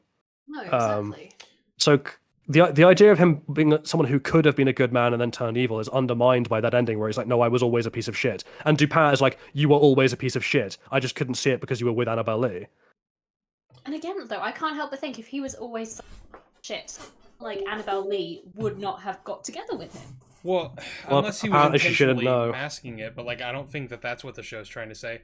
And also, like, there's just a big discrepancy there, because the earlier flashbacks are clearly setting it up like Roderick got into this for the right reasons, like, the path to hell is paved with good intentions sort of thing. He watched his mother like be sick for a very long time and refuse to take any medicine because it's like anti-religion or whatever. And she was in serious pain, and then she died. And so that's what initially prompts him to work with this chemist, I don't remember his name, who invented Ligadone, to create a world without pain. He was very hell-bent on, I can change the world for the better. I can make things better for people. And it was, Annabelle Lee was sort of the representative in his life of, I can have a life and do good and have people that care about me and that sort of thing. And then Madeline was like, no, but we can take power and we can climb over, like we can climb to the tops, and we can like stomp on anyone who gets in our way. And that was sort of the dichotomy that he faced, and he ultimately chose power over good. But like that only makes sense if if good was an option at the start. But like if he was just always a piece of shit, then it's like, oh, okay. Yeah, there are definitely these like conflicting elements that when you sort of sit down and analyze, they don't add up. It is quite frustrating in that respect. I wonder if it's almost like, so how in Hill House, clearly what happened was like the ending that we were supposed to get was going to be like they all die, or a lot of them die. And then Flanagan was like, I don't want that because I like these characters, so I'll change it. And that bug at the ending. I wonder if almost the reverse happened here, right? Where he looked at the ending and was like, I don't want Roderick to get off even mildly. I don't want any kind of good to come out of this because I hate this guy so much. And I hate these rich people who exploit people so much that I really want to have an ending. It's like, no, fuck you all. You don't get to have a nice payoff of any kind. Screw Well, you. then you shouldn't have made him a good person. I don't Yeah, know. well, that's the thing. That like at the I mean, beginning.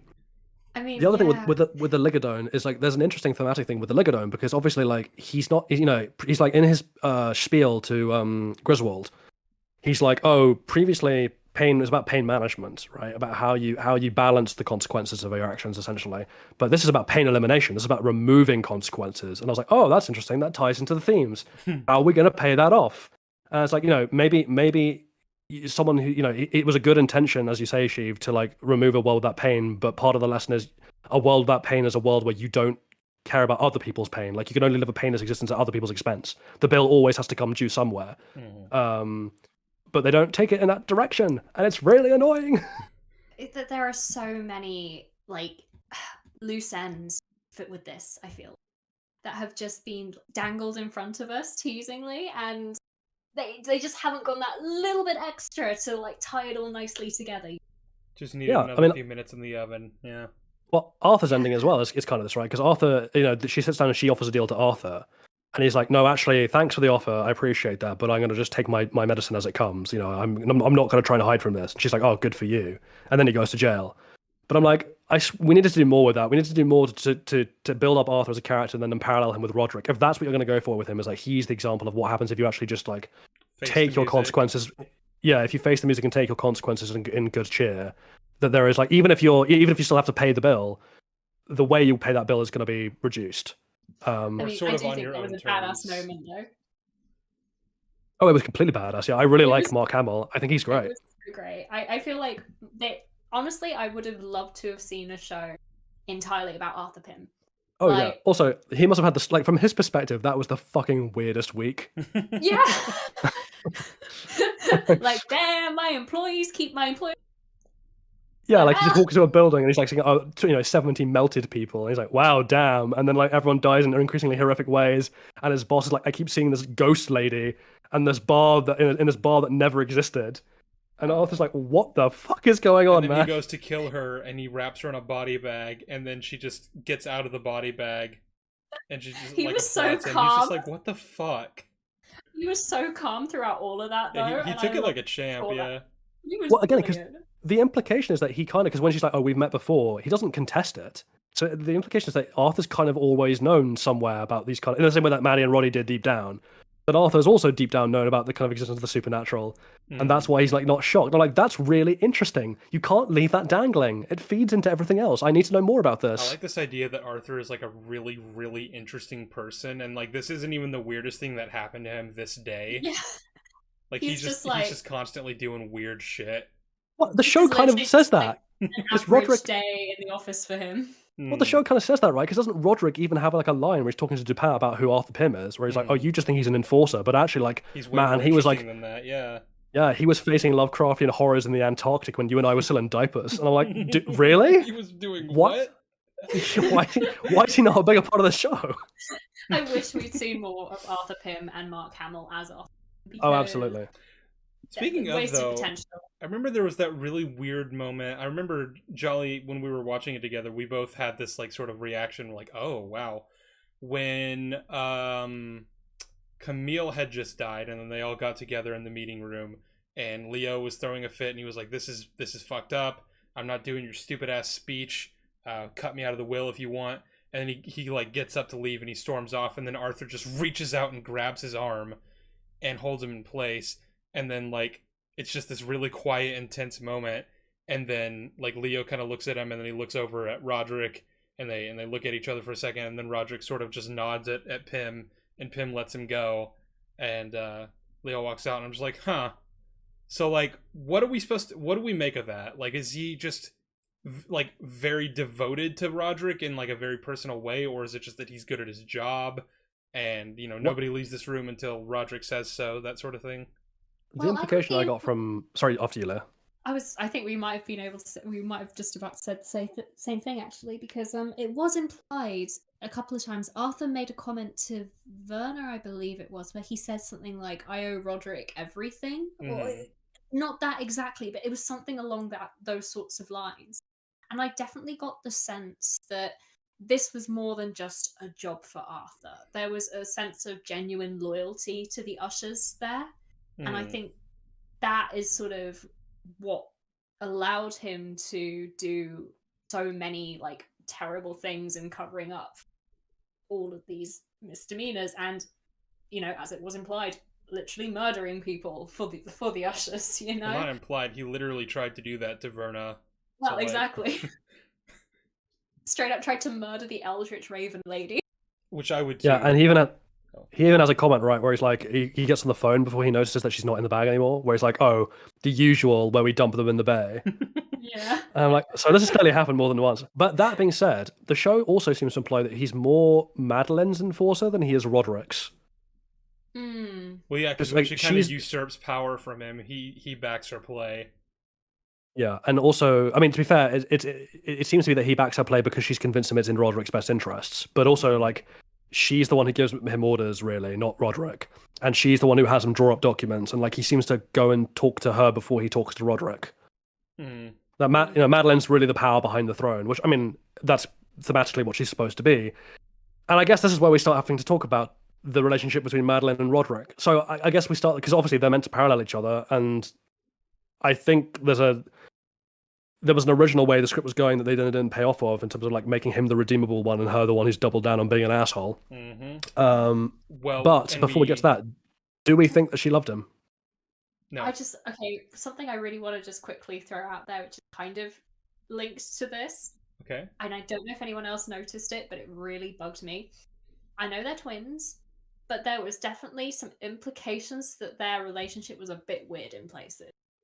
And the thing that really stuck out to me was, why the hell would you go to a fancy dress party as Jay Gatsby and Daisy when you're siblings? I was thinking that exact same thing. Like, what the hell? Yeah. Like that is weird. I don't I'll say their relationship is ever explicitly like that, but like it is still it's sort of bordering on like, hey, maybe realize that's weird and then don't do that. Yeah.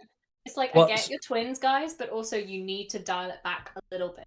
Also, this is where it gets interesting, because I don't think it's Roderick's side of things where this is coming from. So like with Madeline, and also I don't think it is that they were actually like doing the deed. I think what it is it's meant to highlight Madeline's obsession, right, with like being attached to her brother, being attached to his legacy, like him being the puppet for her to like wield power through. Because first of all, the Daisy and Gatsby. And Gatsby thing is very much meant to be like a reference to how in the novel, I can't remember what Nick says, like, they were terrible, clumsy people and they wreck everything around them, which is meant to be like a link back to how the wealthy in the show behave. Gatsby and the show have a lot of the same themes about the behavior of the wealthy. But also, Daisy is a controlling, manipulative bitch in the Gatsby book. Yeah, no, that's true, actually. Like, even her name is supposed to highlight that, because in the Gatsby book, white represents purity and yellow represents corruption, and her name is a daisy, a white flower with a yellow core. But and she even has lines where she references like how she's deliberately like trying to be a beautiful little fool because she thinks it's the best thing she can be in this world. There's also, on top of that, the Egyptian connection, because obviously, what was the common dynamic in Egyptian dynasties between brothers and sisters? Hey. The pharaoh's main wife was his sister.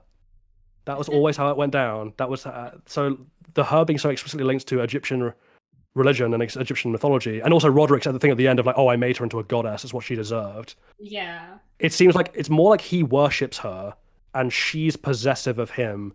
So whether it's actually meant to be sexual I'm not quite sure, but I think it's more meant to be like unnatural closeness in general, like possessiveness. The idea that she kind of views him as an extension of herself. It's almost actually like Jaime and Cersei Lannister in the books rather than the show, right? Where it's implied in the books that the sexual relationship between the twins, Jaime and Cersei Lannister, is more because Cersei views Jaime as what she should be, like a man. Like, that she's having sex with her brother is the closest she can get to being the male version of herself, which is what she feels like she should be to get power. Yeah. Honestly, Cersei and Madeline are very similar characters, and there's a lot to be said about the way they behave. Yeah, absolutely.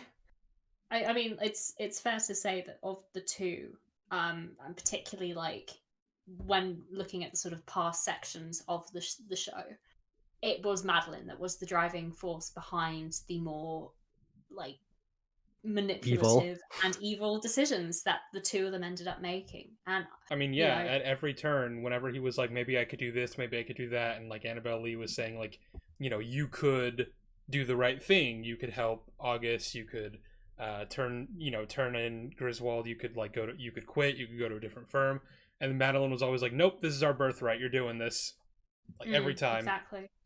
Yeah. And also though, like, something I found interesting, and I don't really have much to say about it, but it was just like an interesting, was the way that Madeline really resented Annabelle. And how in that last scene with Annabelle, she was really trying to put her down and like make her feel miserable. And it was almost like she saw Annabelle as this threat to her control over Roderick.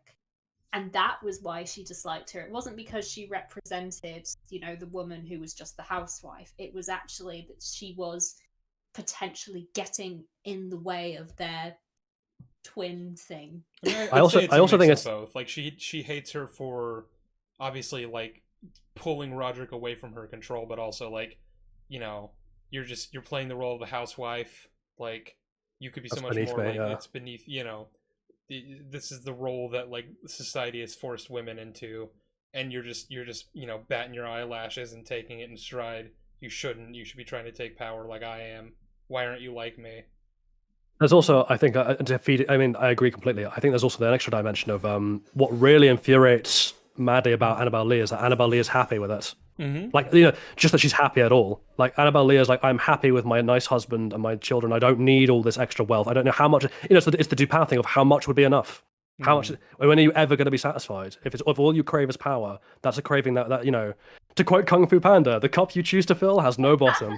We got Kung Fu Panda into this. Well, again, the first two movies are great. Movie, there isn't a third one; it doesn't exist. Just like me with Thor 2 earlier. Yeah, exactly, and like the fourth one doesn't exist. That's fine, but like there are 3 Thor movies. I think with Maddie and Annabelle, I think a lot of the reason Maddie hated Annabelle was just because she's happy at all in general, and like that's something that Madeline is trying to be and never can achieve. That she can never really get to be happy, and that's what she's really struggling for. She's really struggling to be like satisfied, and it's never going to happen.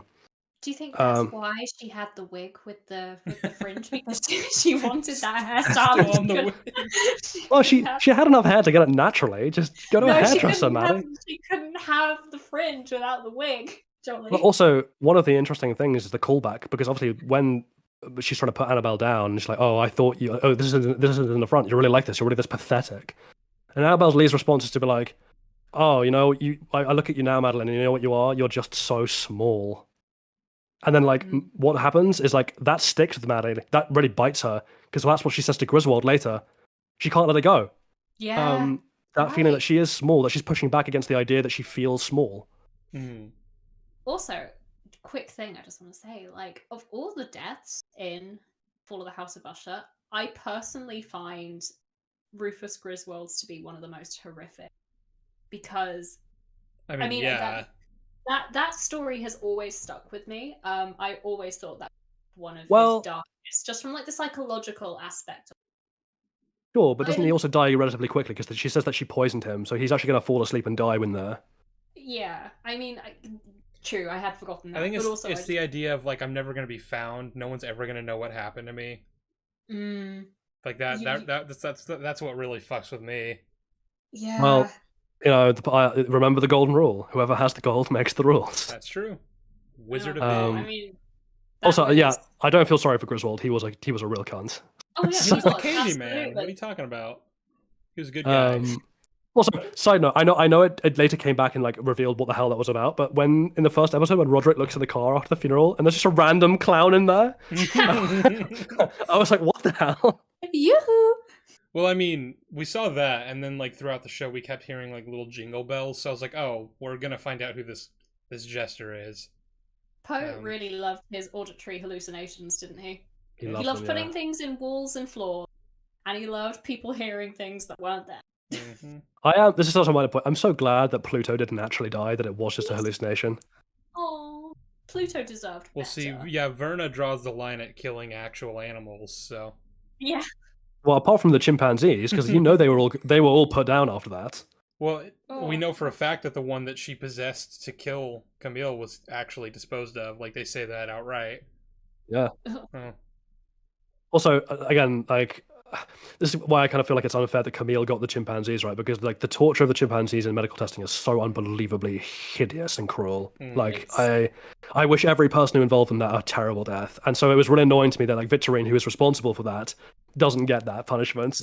Which No, that really bugged me. She That had a really relatively bugged me. painless death too. Why, like, she and I mean, I Froderick guess- were the worst, and like, I remember I was satisfied at the time with Froderick's death because like at least there was like a good long bit there where he was like scared for his life, and then like the death wasn't just like instantaneous, but like I wanted more.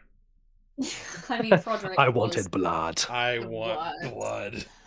I mean, I would argue that Victorine's death, although like the actual process of her like literal death was quite short, there was a long period of time leading up to that where she was being driven insane.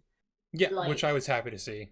Yeah, Yeah. that Also- was sort of her punishment as part of it. That like, cutaway where she throws the concrete object at the back of Al's head, and I was like, and obviously then it cuts away, and both Sheev and I were like, no, we know what just Yeah, happened. She's Like- dead.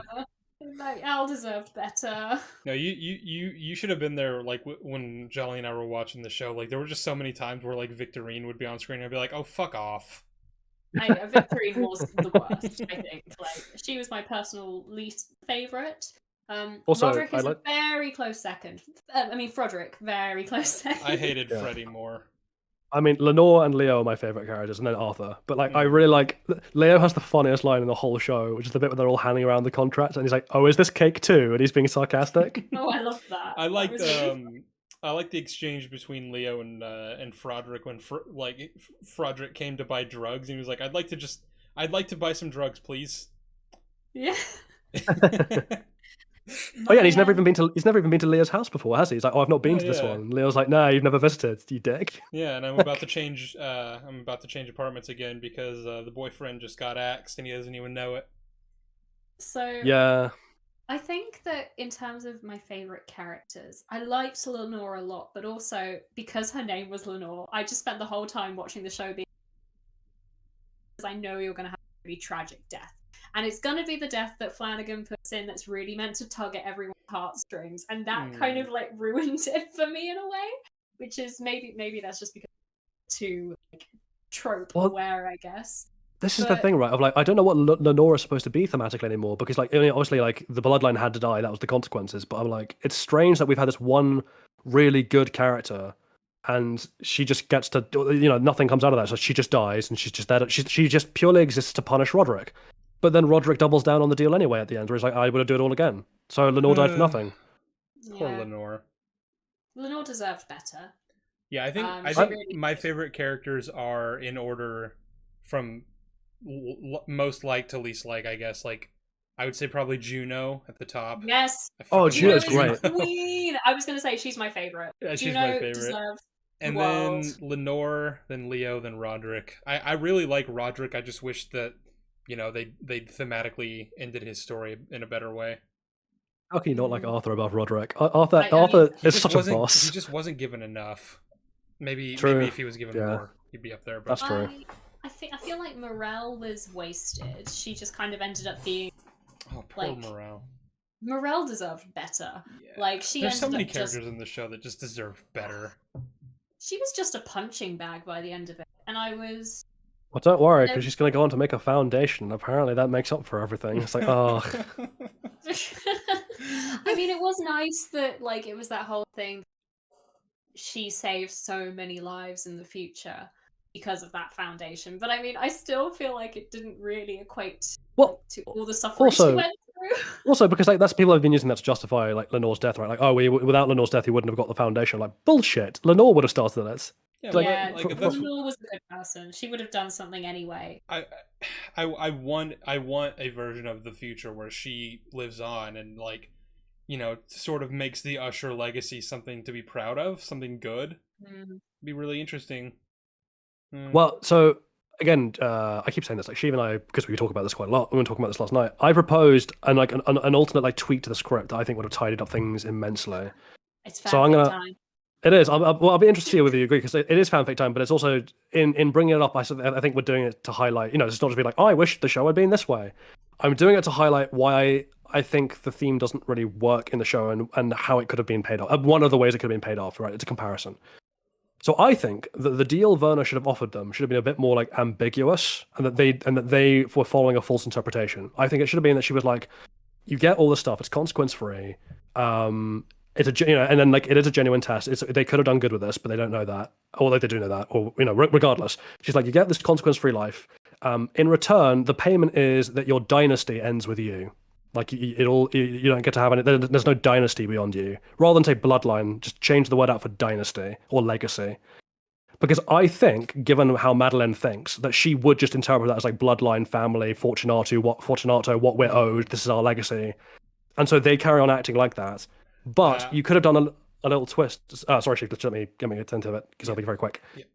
I think that the interesting twist then you could have done on that is like, well, maybe the good version of the deal was if they had behaved in a nice way, because we were discussing this. We're like, even with the deal as it currently stands, even if they had chosen to be nice, they still would have been punished, which is kind of like weird.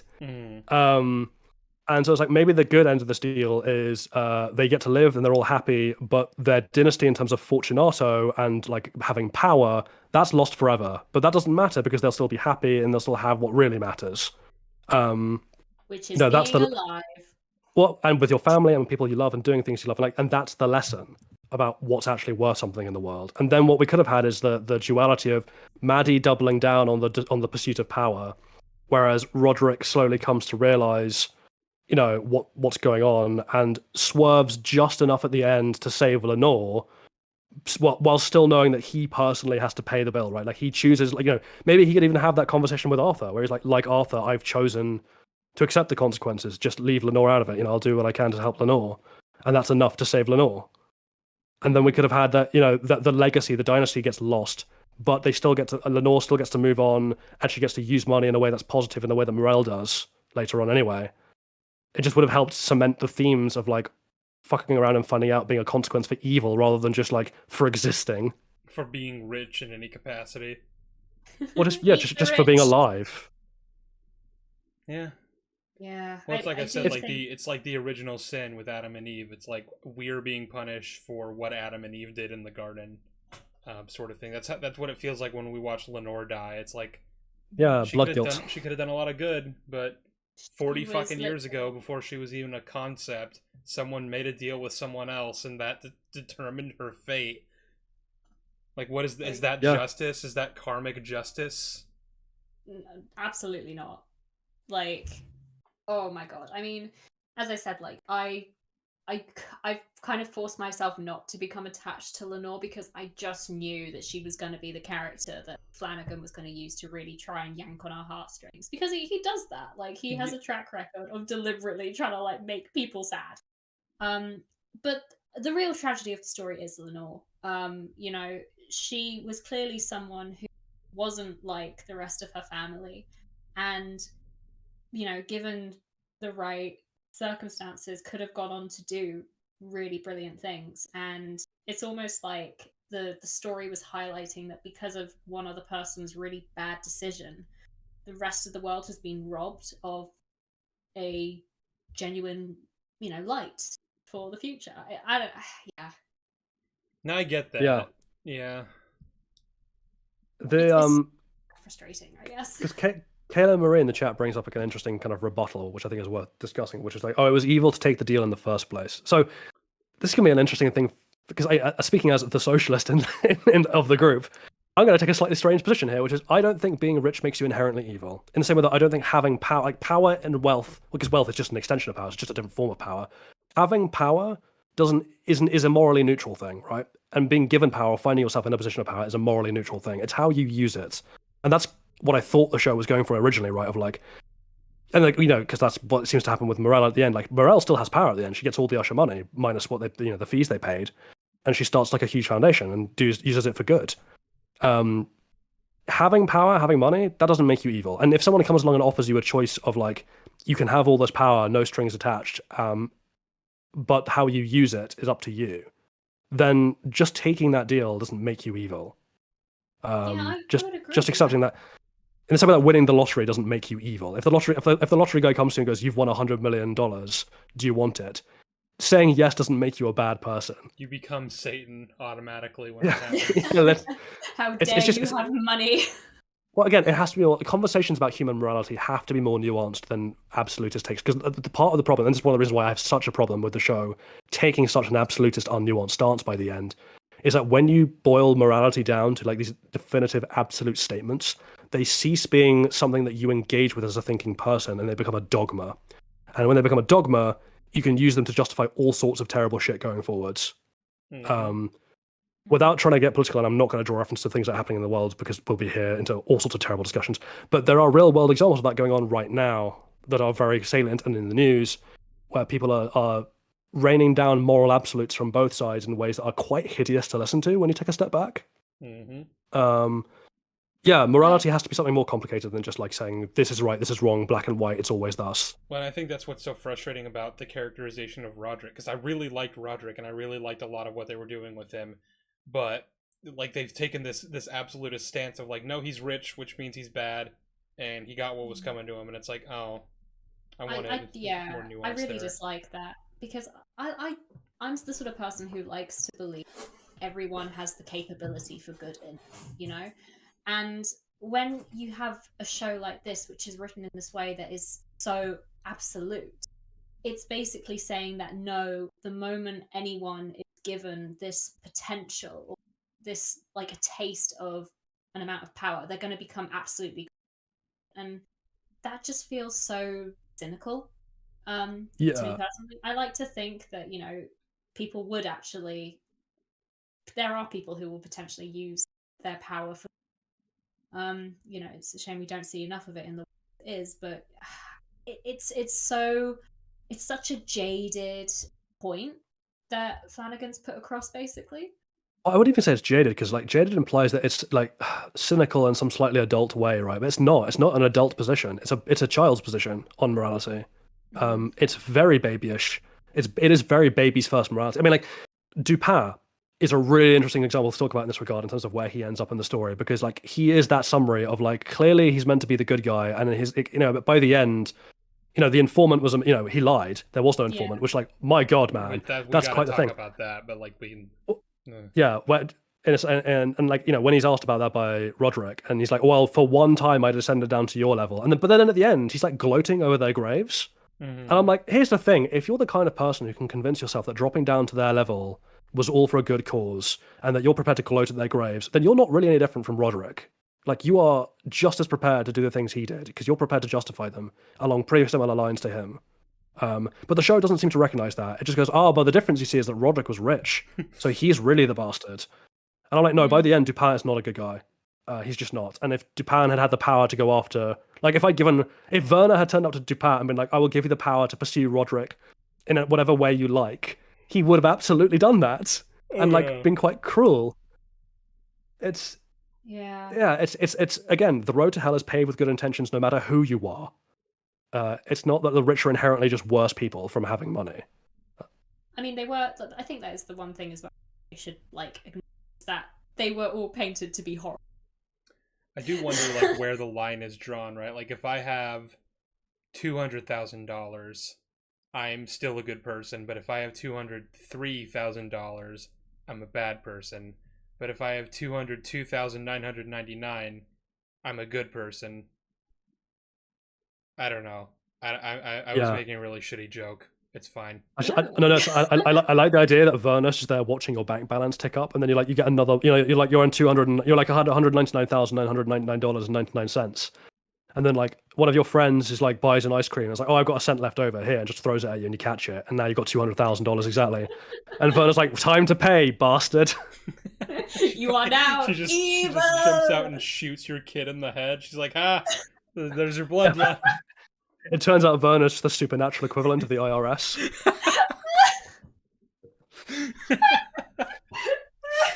Like Lenore's life was actually like the tax rebate. Like you can give one Lenore back and get some off your future shit. Oh my God, I'm sorry, Chat, you have to hear my horrendous monkey laugh. That was... It's that to say the show is kind of thematically balked is a kind of understatement. Well, yeah, and like that's what frustrated us so much about the show, because we were really liking it. I know, like for my part, like I remember after we finished the first episode, I was really excited and I wanted to just continue. And yeah, I was really liking the show right up until the finale, and the way everything. Well, and I mean, of course, we were already seeing the cracks, and we were like, this needs to be developed, and this needs to be explained. And now we're coming into the finale, and these things have still not been touched upon. So like, that's probably. And then of course the finale didn't. So like, we already saw the signs of like this could go very poorly, and then it did. But like for the most part, like we were really happy with it.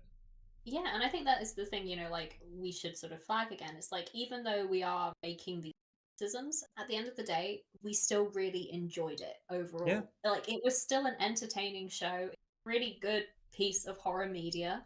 And you know, I also like the fact that it was highlighting Poe that, you know, aren't necessarily as famous. Like, everybody knows, you know, Quoth the Raven Nevermore, but it was good to see, like, Goldbug. I'd completely forgotten that was a story within. You know, I was like, oh shit, yeah. I We totally built this city on rock and... You just ruined my impassioned speech about how much I loved this show. With goddamn, we built this city. We built this body on work and so. You guys hate me. I feel so attacked right now. I love that song though. It's just like I feel you right now. Like the show kind of is like ruining that song for me, and I'm like, no. I like the idea that we should have got like a terrible, inappropriate thematic song for each death. So like Camille gets torn apart by the chimpanzees, and they just play "Rains in Africa" by Toto. Okay, I bet you anywhere there is an edit somewhere, YouTube or of that exact thing. There's gotta be. Oh, I hope so. I'd love to see that. If not, then I'll make it. Fuck it. Do it. Absolutely. I want to see that. Do it. But yeah, I guess the time has come, my merry friends, to talk of many things: of shoes and ships, of sealing wax, of cabbages and kings, but also of Auguste Dupin and the informant. Oh man. Dun dun dun. Well, so and this is actually we were talking about Madelin, and I don't really think we talked as much about her as we were gonna. But what's perfect is that these two things kind of tie together in a way, because like Jolly said, there was no informant. It turned out that he was just lying. Which, first of all, is that a thing you can do? I think that's pretty fucked up. Are you allowed to do no. legally? No, no. I didn't think so. that was breaking so many laws in that moment, and I was like, "Sir, you are the district attorney, aren't you?" Well, you know what, Verna did say you will be exonerated of all legal consequences. So, like, you know, that takes a lot of dirty work. That takes a lot of grease in the wheels, so to speak. So, like, every once in a while, she has to take over Dupin and just make him say something so chronically stupid in the middle of the courtroom, to just basically make it a mistrial. It just stands there like, I went to college. Yeah, she has to facilitate their legal victories by just making Dupin like really stupid sometimes, just occasionally. I mean, yeah, Arthur is literally doing crosswords in the courtroom, and apparently they still get off every time. There's so many moments with Arthur just like sitting there looking so bored, like in the scene where Prospero was shadowing Roderick, and he kept saying shit like, "Oh, we own this building," and then one of the lawyers would be like, "Are you acknowledging ownership of this?" And he's like, "Of course he isn't, and you know that, Peter." My favorite bit was, and actually genuinely one of my like favorite show. Took Perry aside and was like, "Do you see how many lawyers they have? 6. So they've got 6 lawyers, and we got Arthur because Arthur is worth 6 lawyers or 7." Yeah, Arthur having to babysit Roderick is the funniest thing, because he's so clearly done with the whole thing. He looked so like fed up. He was like, "I don't want to be here." Well, even because like Roderick, make sure this idiot doesn't do something. Well, because that's the thing, right? And I think actually the show is really clever about how it shows this. Which is like Froderick, when he's yelling at Perry, like he's like, "Oh, you're supposed to be an adult. You're supposed to be behaving like as Dad would want, and you're supposed to be like taking." Well, you're right. I'm good. Has the cat just attacked you? Yeah, no, I'm good. It's fine. Continue. You alright? I'm good. I swear I'm good. It's Verna. It's the consequences. They're coming. Oh shit! I hear a cat in my walls. I mean, to be fair, with your cat. That is very loud. I'm so sorry. Your cat is so loud that I hallucinate it in my own bedroom at night. Just like I'm like, oh my god, where is it? But yeah, I like that little bit where he's like, oh, if anyone says anything to you, you say, and he goes on this mantra, and then in the background, Arthur starts saying it verbatim because what's actually happened is like this is not Froderick. It's just Arthur has drilled this into his head, be like, shut up and say this. Mm-hmm. Yeah. And now Froderick is trying to present it as like it's his brilliance, and Arthur's in the background just saying the same thing. Mm-hmm. Oh, Arthur was brilliant. But yeah, so the informant. So like, there was a scene in episode 3 during one of the 70s flashbacks where Madeline was talking to Roderick about basically like after their mother had died and they'd been first put in the foster system, like they were taken in by these 2 foster parents that are like really bad people, and they were constantly like rationing the food of the children and like just basically cutting corners wherever they could and using them for a paycheck, and obviously a very shitty way of being. And Roderick's solution, and a metaphor for how Fortunato behaved. Mm-hmm. Dun, dun, dun, Well, yeah. dun. So, like, this is being directly compared to Roderick's relationship with Griswold, the then CEO of Fortunato. At the time when they were in the foster care, Roderick's solution was to just confront them about it and chew them out, which of course only got him locked in the closet and without food, and it didn't get him anywhere. And that's the point she's making. Whereas what she did was she got on the good side of the foster mom, and made herself so invaluable to her by like giving her suggestions, telling her how she could cut even more corners, that sort of thing. And when she decided it was time, she got the police involved and she got the parents arrested. Basically the idea being like, you pretend to be the friend of the person that you intend to eventually overthrow and take their place. And that's what she was suggesting that Roderick do with Griswold. And like, so Jolly and I were like, okay, so I feel like they're obviously setting up that she's doing the same thing with Roderick and that eventually she's going to do the same to him. And that was probably going to come about with she'll be revealed as the informant. Like, she's figured out a way to incriminate Roderick without incriminating herself so that Dupin can take him down and she can take the Usher throne, essentially. We thought that that's what that was going for. Yeah. And then there was like, no, it's actually, there is no informant. Fuck you. Because the issue is, and this is why I say it screams a little bit of rewrites, is that when Madeline takes over, because when she leverages Broderick's suicide to take a, which by the way, I'd like to see how she sold that to the board. It's like, oh yeah, he's dead, I'm in charge now, and then he just walks in. It's like, oh, okay. But like when she's talking to Arthur about making the move, what she says is like, oh, the board will appreciate if we just if I take over and we move the company away from pharmaceuticals entirely and into tech. And putting aside the incredible hilarity of the idea that she was going to go into the board and be like, oh, we're not doing our main business anymore. Like even Iron Man 1 did a better job of that when, Tony's like, we're not going to make weapons anymore. And his stock plunges 50 points because he had no shit.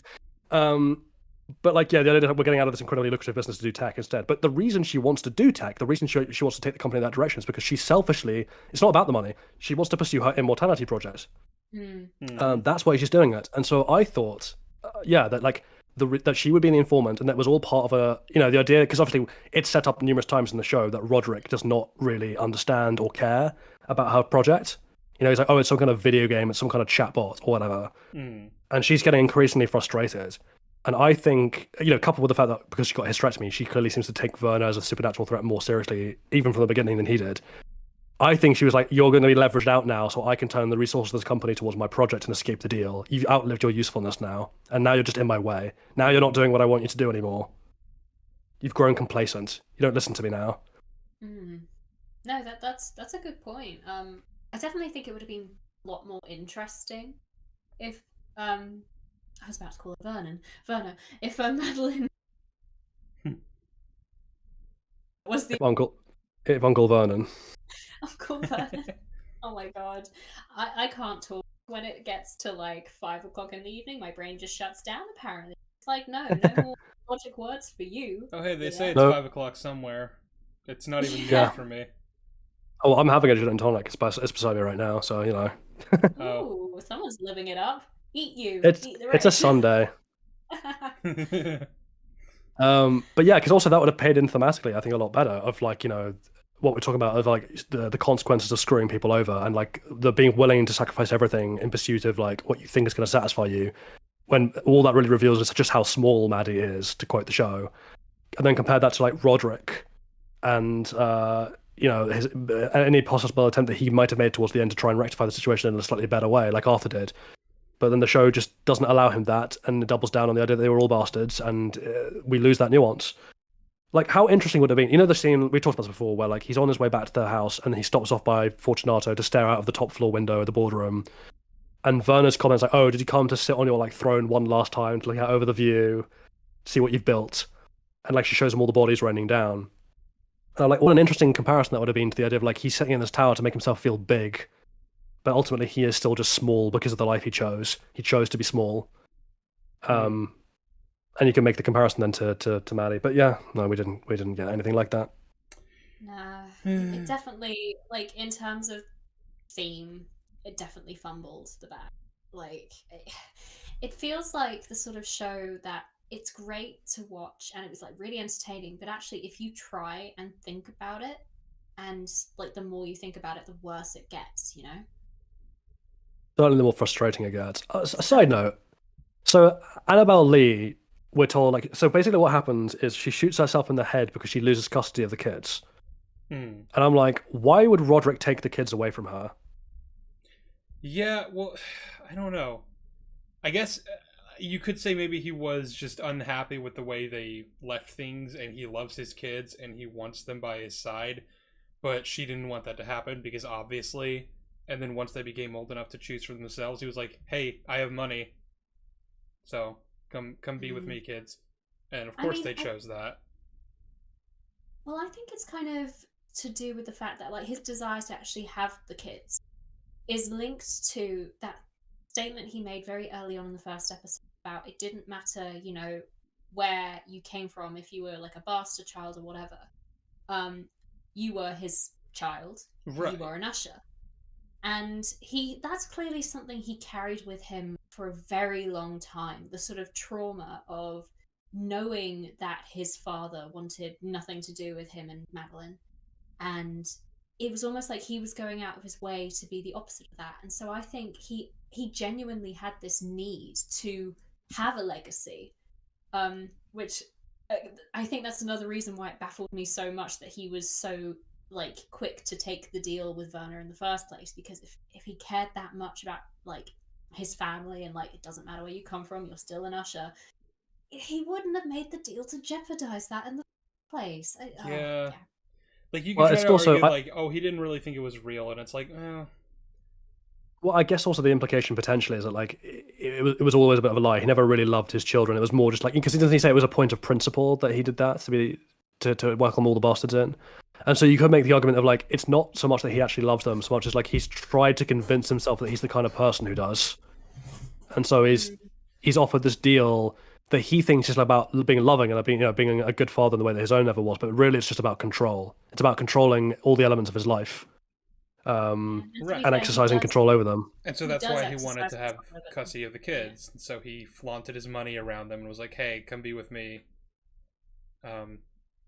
Not like he told himself it was a matter of principle. They're ushers; they deserve, their birthright. But in reality, it was like, "I want to have this. This is what I should have. This is what I'm owed," sort of thing. But then he cares about Lenore. But then after that, he doubles down to be like, "I would have done the same thing anyway." So I don't know. I don't know. Contradictions, man. They clearly didn't like Roderick. Just specifically, they didn't know what direction they wanted to take with him, and that it was really frustrating to watch because I was really, really enticed by what they were doing with him, and then they just couldn't make up their minds. Yeah, it definitely felt like something just wasn't quite right with the characterization there. Like it just, it was, it I don't know. It was like there was an ingredient that was just a little bit off, and it's left this weird lingering aftertaste. And I mean, that's without even getting into like his relationship with Juno. Which, do we want to talk about Juno? Oh, yeah, Oh I my guess God, now's the time to talk about Juno. Juno. Because again, so this is the thing, right? When we're talking about whether he loves people or not, because he tells Juno that he loves her, but then like as the more as the end of the series goes on, it's that mask falls away quite badly. It's and pretty it's like, no, it's just about clear control. that he wants to. She's walking proof that like, hey, my product works and it's great, and all the naysayers can go to hell because look, my wife is beautiful and she's strong and she's totally fine, and she takes so much fucking Ligadone, it's insane. Could tranquilize an elephant with how much Ligadone she takes. Yeah, what he really loves is the idea of his legacy being like clean and pure and like good, and like she's the illusion of that. Well, so it's not that he loves her as a person. It's almost a perversion. It's that she affirms his ego. It's almost a perversion of those good intentions he started out with. Is like, I want to create a world without pain. He sees her as a representation of, hey, I did that. I actually achieved that, even though he didn't, and he knows deep down that he didn't, but he's lying to himself. Well, yeah, because doesn't he admit to Arthur that Ligadone was a mistake, and if he could go back, he probably wouldn't do it. Well, he says as much to Dupin as well. Dupin, I don't know. French names. Ugh.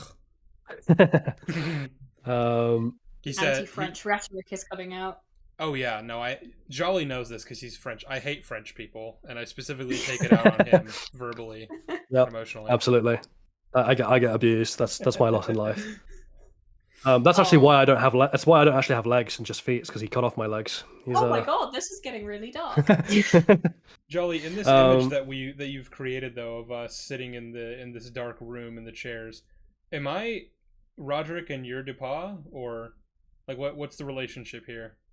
Well, I guess I was Roderick, right? Because I've got the brandy, but also you look way more smug than I do. Yeah, I look smug and like arrogant, and also you're the French one, so like you have to be Dupin. I guess I'm Dupin, yeah. So what does this make me? Am I Verna in this like? Yeah. That's already lore established. You're Verna. Oh yeah. Sorry. Or you're one of the ghosts of the people who've died. One of the two. Yeah, true. I could be Who either. may or may not really real. I prefer the idea of being Verna. I'll be. That's cool. Oh man. Also, side note, in terms of like weird things, like little tidbits that never got picked up on. Verna kissing Maddie. Yeah, that made no sense in retrospect. Like it seemed like that was the moment that she sealed a deal with her, but like then it wasn't. It was just, hey, let's kiss. Yeah, that kind of, I don't know. She was definitely flirting a lot with Maddie, more so than with Roderick. Well, I mean, I'm fine with that. Cleopatra. It's just like in the moment she was like, hey, if you could have anything you want right now, like what do you want to have in your life going forward in this new era? And she's, obviously like, I want to be rich and powerful and I want to live forever. And then they kiss right at the, the strike of midnight. So it's like, that seemed like a deal was struck, but like, no, that was just her. I wonder if it's just asking. I wonder if it's as simple as just like her mocking her, because like obviously she calls her my Cleopatra, like specifically my Cleopatra, and we've already discussed how Cleopatra was, despite her reputation as like feminist boss lady, and to be fair, she was a very competent and strong and intelligent ruler, but ultimately she was dependent on the men she was with for political security, right? That's what she willingly shacked up with much more powerful figures because she needed their strength to defend her own position. And so I wonder if like it's almost like being a mock, calling her my Cleopatra and kissing her is almost like a mocking her of like, oh, you think you're really strong, you think you're really badass, but ultimately you're still taking a deal that like you're dependent on my power to give you power. Yeah, you're dependent on me. And also like dependent on Roderick to such an extent as like to gain that. Like the fact that, she got lumped into when it did initially come across that it was more stressful to Roderick, Interesting dynamic. I mean, it could just be that Verna hates women. But Verna's a misogynist. Oh no! I mean, to be fair, you were so cool. I mean, to be fair, other than Roderick, the women do get the worst deaths. Yeah. I mean, Perry's is pretty grim. Perry's is pretty bad. Yeah, but it's also. But also, like, Perry has a bunch of women in the. Also, Perry has a bunch of women in the club with him, so. They all die his death as well. Oh. True, yeah, so it cancels out. Also, just something like really random I want to share. When I was doing my watching party and messaging Jolly as I was get my live reactions, Jolly sent me a message at one point which has stuck with me. I've never been able to let this go. He referred to Prospero as Perry the Splatterpuss, and that has haunted me ever since. Oh, I hate Just that so much. just I know. Arthur comes into the crime scene and he's like, Perry, and like pulls off the skull mask. He's like, Perry the Splatterpuss. Oh, man. A Splatterpuss. Oh. Perry the Splatterpuss. What are you, some kind of splatterpuss plumber? Acid rains from the Perry ceiling. the Splatterpuss. Oh my goodness. Yeah, no, my humor is dark. I'm sorry. I'm not sorry. You're gonna have to live with this. My humor is just dark. It was very funny to be having that on everyone who. You're welcome, I guess. I want you guys to know that the entire time this stream has been going, I've had the main theme for this show stuck in my head. It's really good. Oh, I guess yeah. I guess now's the time to talk about some of the more superficial elements, then, right? Like the music and the cinematography Oh yeah, and the performances the directing, are the all acting, yeah, they're all Oh. phenomenal. much of the writing. And this is Yeah. the thing, like Flanagan has put together a cast that he's worked with a lot of them before projects. They just click. The chemistry is really organic, and Mm-hmm. they are like I think I said this to Jolly when I was like messaging him. Like, holy shit! The actress who plays Verna, and I've just forgotten her name, which is really funny. Oh god, what's her name? Carla Gugino. Yes, Carla thank Gugino. you. She was carrying a lot of that show. Mm-hmm. It was fantastic. Oh yeah, she's great. Also, I kind of made the joke to Sheev that what I think happened is that Mike Flanagan watched like the Jack Reacher show on Amazon and was just like, get me all those actors. Yeah. Because like Willa Fitzgerald and the actor, I can't remember his name, the young Auguste Dupin, they're both in that Yeah. show as main characters. And I was like, that's the only place I've ever seen them before, really. She was also in Scream, the TV show. Yeah. That is. Which I really Yeah, that's like. true. She is in Scream. Um, I'll be intrigued to see, because obviously, like, with his next movie, he's got Tom Hiddleston as his new guy, but also there's Karen Gillan is coming back because he did Oculus with her. Yes, And that's right. Mark Hamill's coming back, and I think Carl Yay. Lumley's coming back as well, and Tanai Miller and Rahul Kohli. Like, so I'm interested to see what happens with that movie. Hopefully, it'll be a Doctor Sleep situation and not a Hell House situation. Well, yeah. Did we want to talk about like just generally like how a lot of these shows go with Mike Flanagan's? Because obviously we like mentioned at the beginning that like he's very good at having a great setup in a show and then like really fumbling the finale, and it's to varying degrees. I would say Midnight Mass being the most egregious example of just a piss awful finale, really just ruins the rest of the show. That's probably the only Flanagan show that I would say, don't watch. Just because of the finale. Like, the rest I would recommend.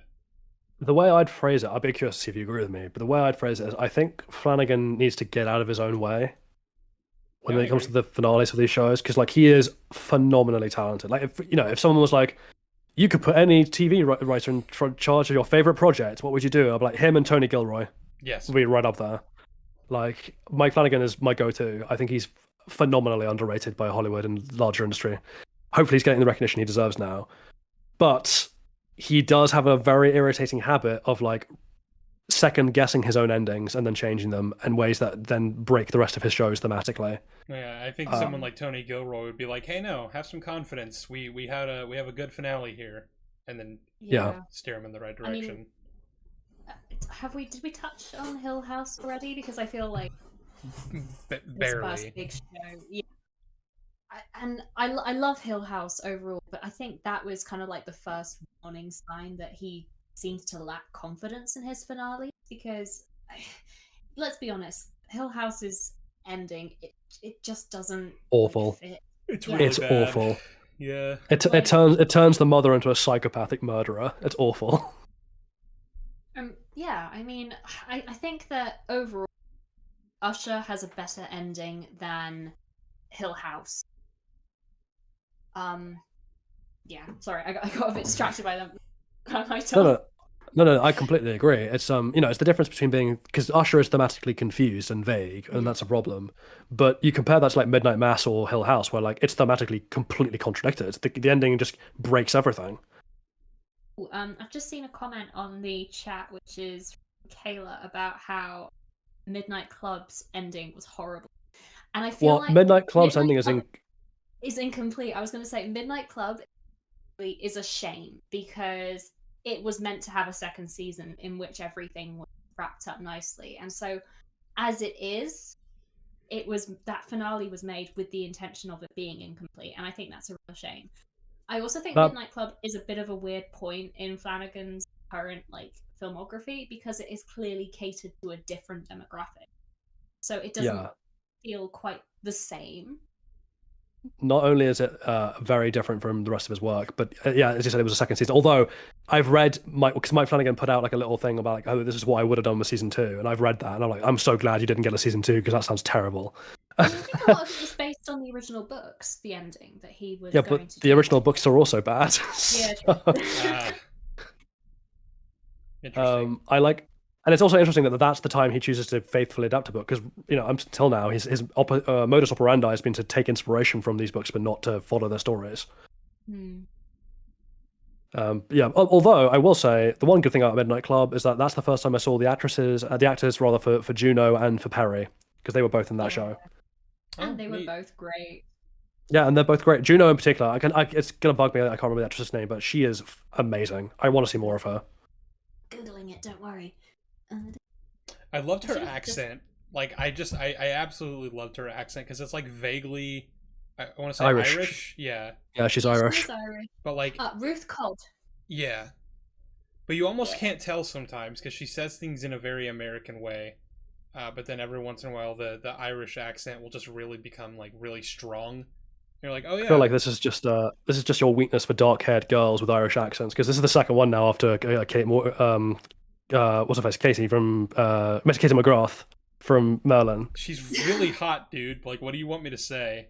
It's Katie. I'm not. Katie McGrath is hot. Let's be honest. Yeah, I'm not doubting that. She's married to Merlin, so you've missed your chance there. But damn. Well, is she actually married to Merlin? Yeah, she is. Yeah, she's married to Colin Morgan. That's why I struggled. In my head, I was like Katie Morgan's. Like, no, she goes by Katie McGrath still. But yeah, she's married to Colin Morgan. I did not know that. You learn something new every day. And she was the most memorable part of Jurassic World. She was. Yeah. Oh she's the nanny who gets killed horrifically in the Jurassic World. The ridiculously horrific death that was so we're talking about unjustified death. She gets savaged by a pterodactyl, picked up, dropped, pecked through the stomach, dropped again, picked up, dunked into a water tank with a mosasaur, picked up again, and then eaten by the mosasaur along with the pterodactyl. Jesus, it's horrendous. She has I think I've seen this clip online actually. Yeah, it's the most gratuitous death. And you're like, yeah, she was a bit of an asshole, but she did not do that. Well, you see, what you don't actually know is that her surname in that film was Usher. That's another thing too. Is like, I would imagine there are other bastards out there that Roderick had that he just didn't know about. Oh my God, can you just imagine so many random people just suddenly dropping and dying? Yeah, so Verna's just going around and killing these people, and they're like, they have no idea that they're even connected. Like, they never even got to reap the rewards of this blood money that Roderick and Madelin sowed, basically. And they still have to die for it because they're blood related. It's like, well, that's fucked. Yeah, or Leo. Leo is in his late 30s, early 40s, and he sleeps around all the time. Yeah. Oh my God. Oh shit, you're right. Fuck. Oh my God, this has just got the implications. Oh no, yeah. There are probably so many kids running around. She must have had a very busy few weeks there though, because she obviously was killing them from youngest to oldest. So she had to start off with any of the grandchildren bastards. Yeah. She had to kill some babies, probably. That's great. I love that. Just wanders between NICU facilities and hospitals for a while, and then just kills them, and then moves on to the toddlers. The thing is, I like the idea that, I like the idea. How funny would it be if, off screen, before the show even starts, we're essentially getting Order 66, but with all these bastards. Oh my my god, that's so Like- dark. Like Anakin's betrayal music playing in the background as Verna just like pushes babies and prams off of like park roofs. Yeah, like the mothers like letting go of the prams at the wrong moment, so they just roll down into a train or something. It's like, you know that part on Game of Thrones when Jaina Slint was leading men to go and kill all of Robert's bastards? Yeah. Went into a brothel and like ripped a babe out of its mom's arms and just fucking stabbed it. Oh my god, this Yeah. is taking a really dark turn, guys. We like killing just- babies Anyway. around these parts. Yeah, Verna just is unforgiving apparently. Well, a I bloodline still- is a bloodline. But also, again, I know this is going right back to the start of our discussion. But what the fuck is she? I don't What's her know. job? I don't know What does she what she want? Why does is. she do what she does? I don't. None of it. I like to think she's kind of like a Cthulhu-esque entity that's unknowable and we can never fully comprehend her. Also, I think that's maybe- Cthulhu's a lot hotter than I thought he was. Maybe she's like not death itself, but like one of death's workers. Wait, hang on. Maybe are we, she's are we just saying? bored. Maybe she just Hang on. does these things because it's fun. Whoa, She's whoa, just- whoa, Leah, are we saying that this entire show is a spin-off of Final Destination? Yes. She takes a 100% more yes. direct approach. Yeah, like Death Yes. is Death is busy like writing the timeline in Final Destination, and he's like not paying attention to his subordinates, and so she's just gone off to do this shit in the background. He's like, hey, She was what just the like, fuck are you "Great, doing? I want to have some fun too. I mean, to be fair, some of the deaths in the show are very Final Destination-esque. Hmm. I know, right? That's my headcanon now. This is part of the Final Destination universe. Yes, I love it. This is us writing fanfic. Yeah, We're this is gonna like when make people it. are like Home Alone is a prequel to the Saw movies. Oh It my is. god. Yeah. Now, Kevin is is that also in the Jigsaw. same universe? He uses the same voice modulator in the second film. He is Jigsaw. He is, Oh, yeah. God. That's canon. Not even like Kevin from the film, just like Macaulay Culkin is just the Jigsaw killer. Did you know that Macaulay Culkin legally changed his middle name to Macaulay Culkin? So his name is So he's- Macaulay Culkin. Macaulay Culkin. Yeah. Why? Why not? He did he posted it on like a forum or something. He was like, vote for a new middle name for me, and that was one of the options just as a joke. So of course everyone chose it. That just reminds me of the. Actually, Sheev, you might not know about this. Leah, do you remember Boaty McBoatface? I was just about to say Boaty McBoatface. We are on the same way. Oh my today, god. Johnny. That So was she the did- whole is. thing. Yeah. Okay, so Okay. what happened was, National Geographic, Discovery, all those people. Hmm. So they were teaming up with like the Royal Society of Exploration in the UK to put out like a new research vessel to go to the Antarctic and like monitor ice and stuff like that. On board lab, the whole 9 yards. And they were like, "Oh, what should we name this boat? We'll open it up to the public." And they didn't put any options. They just like, write your best suggestions and put them in, and then people can vote on the suggestions. And they were clearly expecting like, some kind of like, HMS for Queen Victoria or something. But no, Boaty McBoatface won the poll. Welcome And- to the UK. Well, the thing is, I love the story because it's such a British thing to do. But also, they didn't. I just really got a bit annoyed. They didn't stick to it because they were like, "Oh, we can't call it Boaty McBoatface." So it became the SS David Attenborough or something. No, To they be should have fair- stuck to it. Yeah, To be it's fair, Boaty if you're gonna McBoatface. if you're gonna name a boat after like an expedition boat, I would also opt for David Attenborough because he is amazing. We love Oh, David but Attenborough. the thing is, that's not where the story ends, because then a year later, up in Leicestershire, they were buying some new like anti like grit and ice, one of those like machines that like puts down grit to make the road safe, and they were like, "What do we call this one?" And so like, what do we call these two things? And so amongst the suggestions were things like Adolf Gritler, Gritty McGritface. And then the one that actually won was like the teeny weeny itsy bitsy yellow anti-slip machine.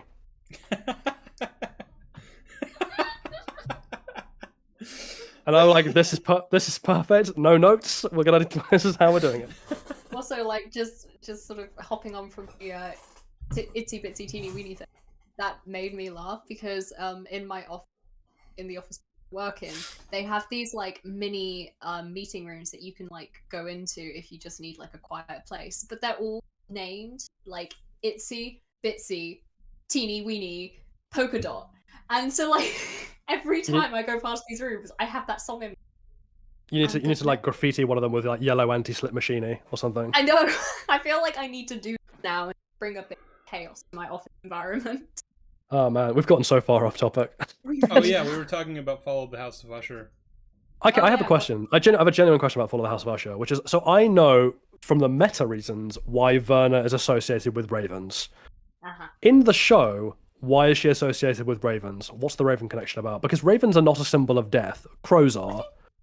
Well, I think Well- ravens are also seen as symbols of death in various cultures, Yeah. like I think that, interchangeably with crows, because a lot of people, especially back in the day, like didn't really know the difference between a crow and a raven. They were just like, "Oh, it's a black bird. It's creepy. Probably Yeah. related to Yeah. death." carrion Wow, birds have always Sheev, you're saying all blackbirds look the same? Yes. Bloody No, but racist. genuinely, carrion birds have always been associated with death, particularly because of the fact that like ravens, crows, and the like would like eat roadkill and stuff like that. But is Um, she death? Like, is that what she Maybe? actually is? I don't know. Kind of potentially, she might be like death's secretary. She's Schrodinger's death. She is both death and not death, depending on what needs to be the case. She's the intern at death's office. It's like, I Wow. don't know if Rack either up- of you guys have seen Supernatural, but there's like an episode where Dean is given a ring, like Death's ring, and he's allowed to I be Death remember for a this. day. Like, that's her. Yes. She just is Death for a day. she's just given this power, and she's like, "I'm gonna fuck around with it." Also, this is gonna be again minor criticism of the show, but I hate it when things are this on. Maybe it's just within my exposure to YouTube and the endless politicization of everything and in baby terms. I didn't appreciate the line about Trump in the show, purely because I'm like, yes, we all know he's bad. I just whatever. I don't even remember it. What are we talking Well, about? so if you remember That was when Game Verna's Factory. when Verna's talking to Arthur, she's like, "Oh, I do have all these deals with the people," and he's listening because obviously she's about to offer him a deal, and she's like, "Well, one of my clients, you know, at the end of my deal, you could stand on Fifth Avenue and shoot somebody," as one of my Wow. clients likes to say, and I was like, "Oh, okay, sure." Yeah. Yeah, okay. Yeah, there it is. And then Mark Hamill's character Arthur's like, "Wow, if you could take his debt early, I'd appreciate it because that guy's an asshole," or something like along those lines. And I'm like, I don't know, Really? man. Like, it's funny in a meta sense, but don't you murder people for a living? I was gonna say, like, you work for the Ushers. You want to. Yeah, like, I know Mark Hamill doesn't like Donald Trump, so that's fine, but like, With good reason. but you're playing a character who is pretty morally awful, so maybe get off. Yeah, your I don't know fucking high why- horse. I don't know. Why would Arthur have a particular problem with Trump? Especially because like Trump is very business friendly. But yeah, So you'd think especially the as Ushers someone would have been in who's favor so of him. slavishly devoted to Roderick and Madelin Usher, like he probably loves Trump. I mean, didn't Maddie Usher in the bar in 1979 literally be like, "Oh, I really hope Reagan runs"? Hmm. Yeah, she did. Well, I think she was Wait, just hang on. making small talk, though. Like, I don't know that she actually gave a shit one way or another if Reagan runs. I mean, it sounds like character for her. She's very pro business, but also like I like how Verna in the bars like shuts her up with like, "Oh, we don't do politics in my bar. It's one of my rules." But then you brought up Trump to Arthur. Well, that wasn't in her Like- bar, so that's the difference. Yeah, true. I guess it's It was just not away in the from bar. the bar. It's not hypocritical, If I ain't guys. pouring drinks, you can talk about the. I'm not gonna finish The that. politics. I like the idea that she's just walking around being like loophole. She's had to write in her own loop. Yeah, What if Also, 'cause, instead like, of she can- Arthur Pym, they just had Saul Goodman representing them? I mean to be fair, I would fully believe that would be Saul Goodman would work with Arthur on their cases. Hmm. Also, with Verna, actually no, sorry, never mind. I've lost that train of thought slightly, so I'm gonna I'll cut myself off before I rattle off to an no, you're endlessly leaving me unending hanging conclusion. here. Oh my god, you're not wrapping up the loose end, Oh Jolly. my god, I'm sorry. I You tried. will This stream is thematically confused. Oh. do. my life is thematically confused at the moment. Oh my god. I feel like this has become very chaotic. Yeah, these streams typically do that once we realize that we don't have anything else to say. Well, I mean that's the thing. Like we've covered most of the main bases. Like the most we can do now is like dissect in detail the specifics, and I'm happy to talk about the deaths, for example. Can we talk I guess about like a few very specific things that us? Like very, very specific things? Oh, of course. Please go ahead.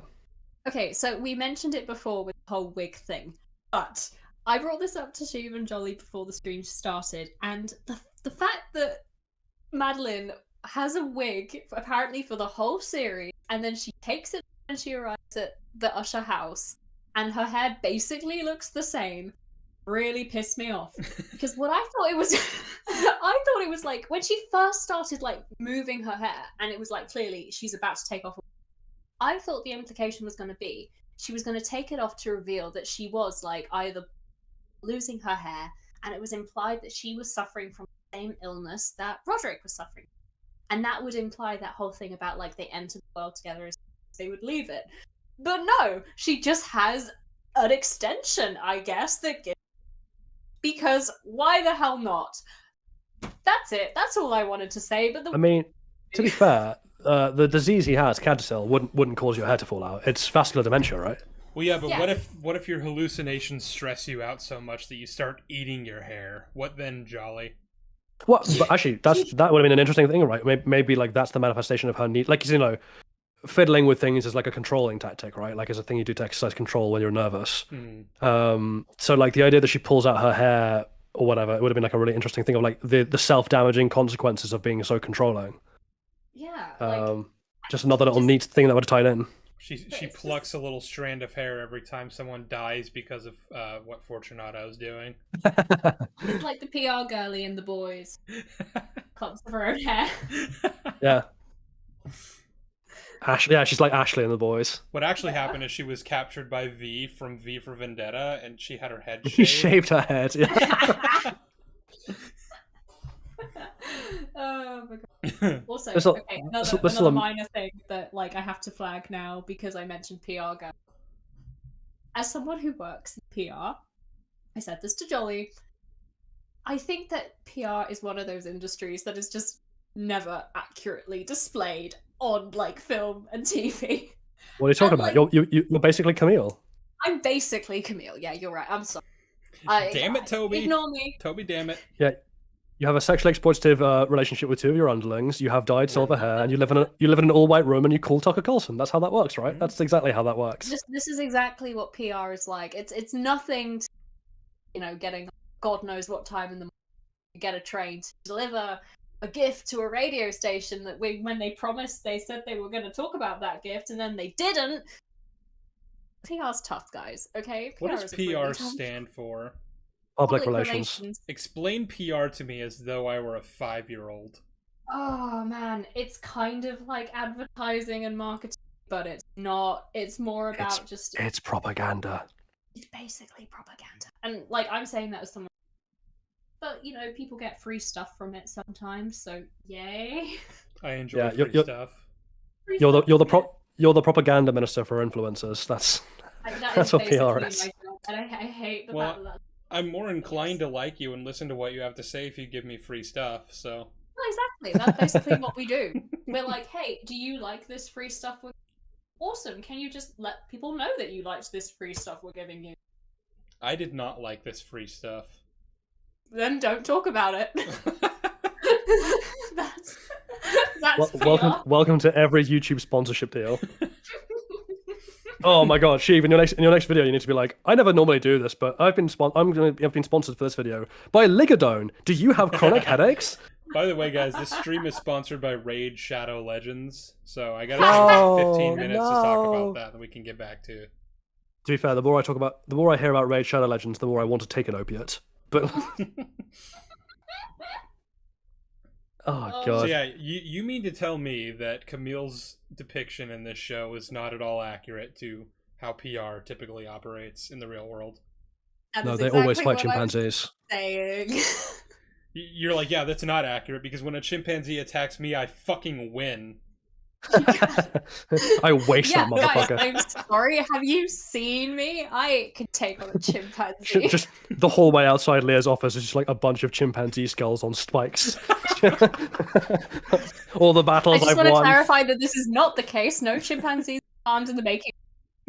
No, you're like Mr. Burns from The Simpsons, who are like doing the "See My Vest" song made from genuine gorilla chest. Oh my god. Okay. I need to mute for a sec. I'm having a mental down back. Side note, just in terms of the pure mechanics of the show, I know it's a show, I know there's a bunch of stuff, and I know we're going to hand wave a lot of stuff because obviously Verna is supernaturally intervening to prevent consequences, but the mechanics of how many of these things work baffle me. So how is it that they've escaped prosecution for everything? How is it that no one's ever come forward? How is it that I don't know, just simple things like the Cadgersil has been kept at bay till now? Like Verna's, I guess what I'm really asking is Verna's level of influence and how the world perceives that. Anytime a person might be at liberty to testify against the Ushers, she literally compels them against their will not to. That has to be it. Or she just kills them.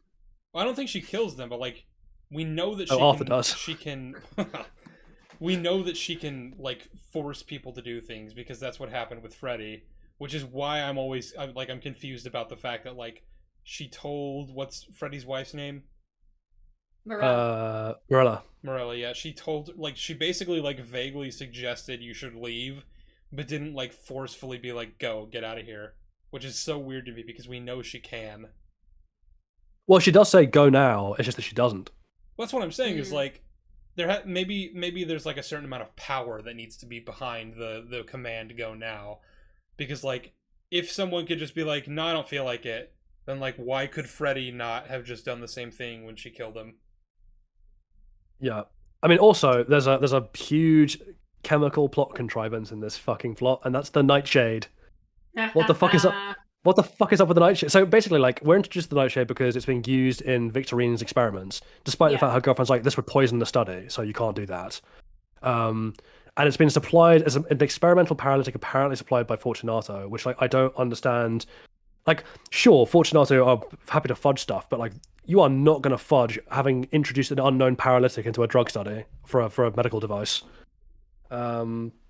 There's also a kind of irony, I guess, in that like wasn't the original business of Fortunato making medical devices, and then he's the one who moved Griswold away from that. Yeah. Oh my God, there's a kind of irony there that he's now trying to get back into it to save his own life. But also, yeah, the nightshade is then later used to give Freddy his death right, to poison him, to paralyze him. And the explanation seems to be that she made him mix up the pots right because he was using it to paralyze Morel. But where did he get it from? I think it's just implied that because of his position, he had access to, Fortunato things. Maybe. So Fortunato just has an incredibly useful instant paralyze, just add water thing lying around, and everyone can get their hands on it. Well, it's just I don't know.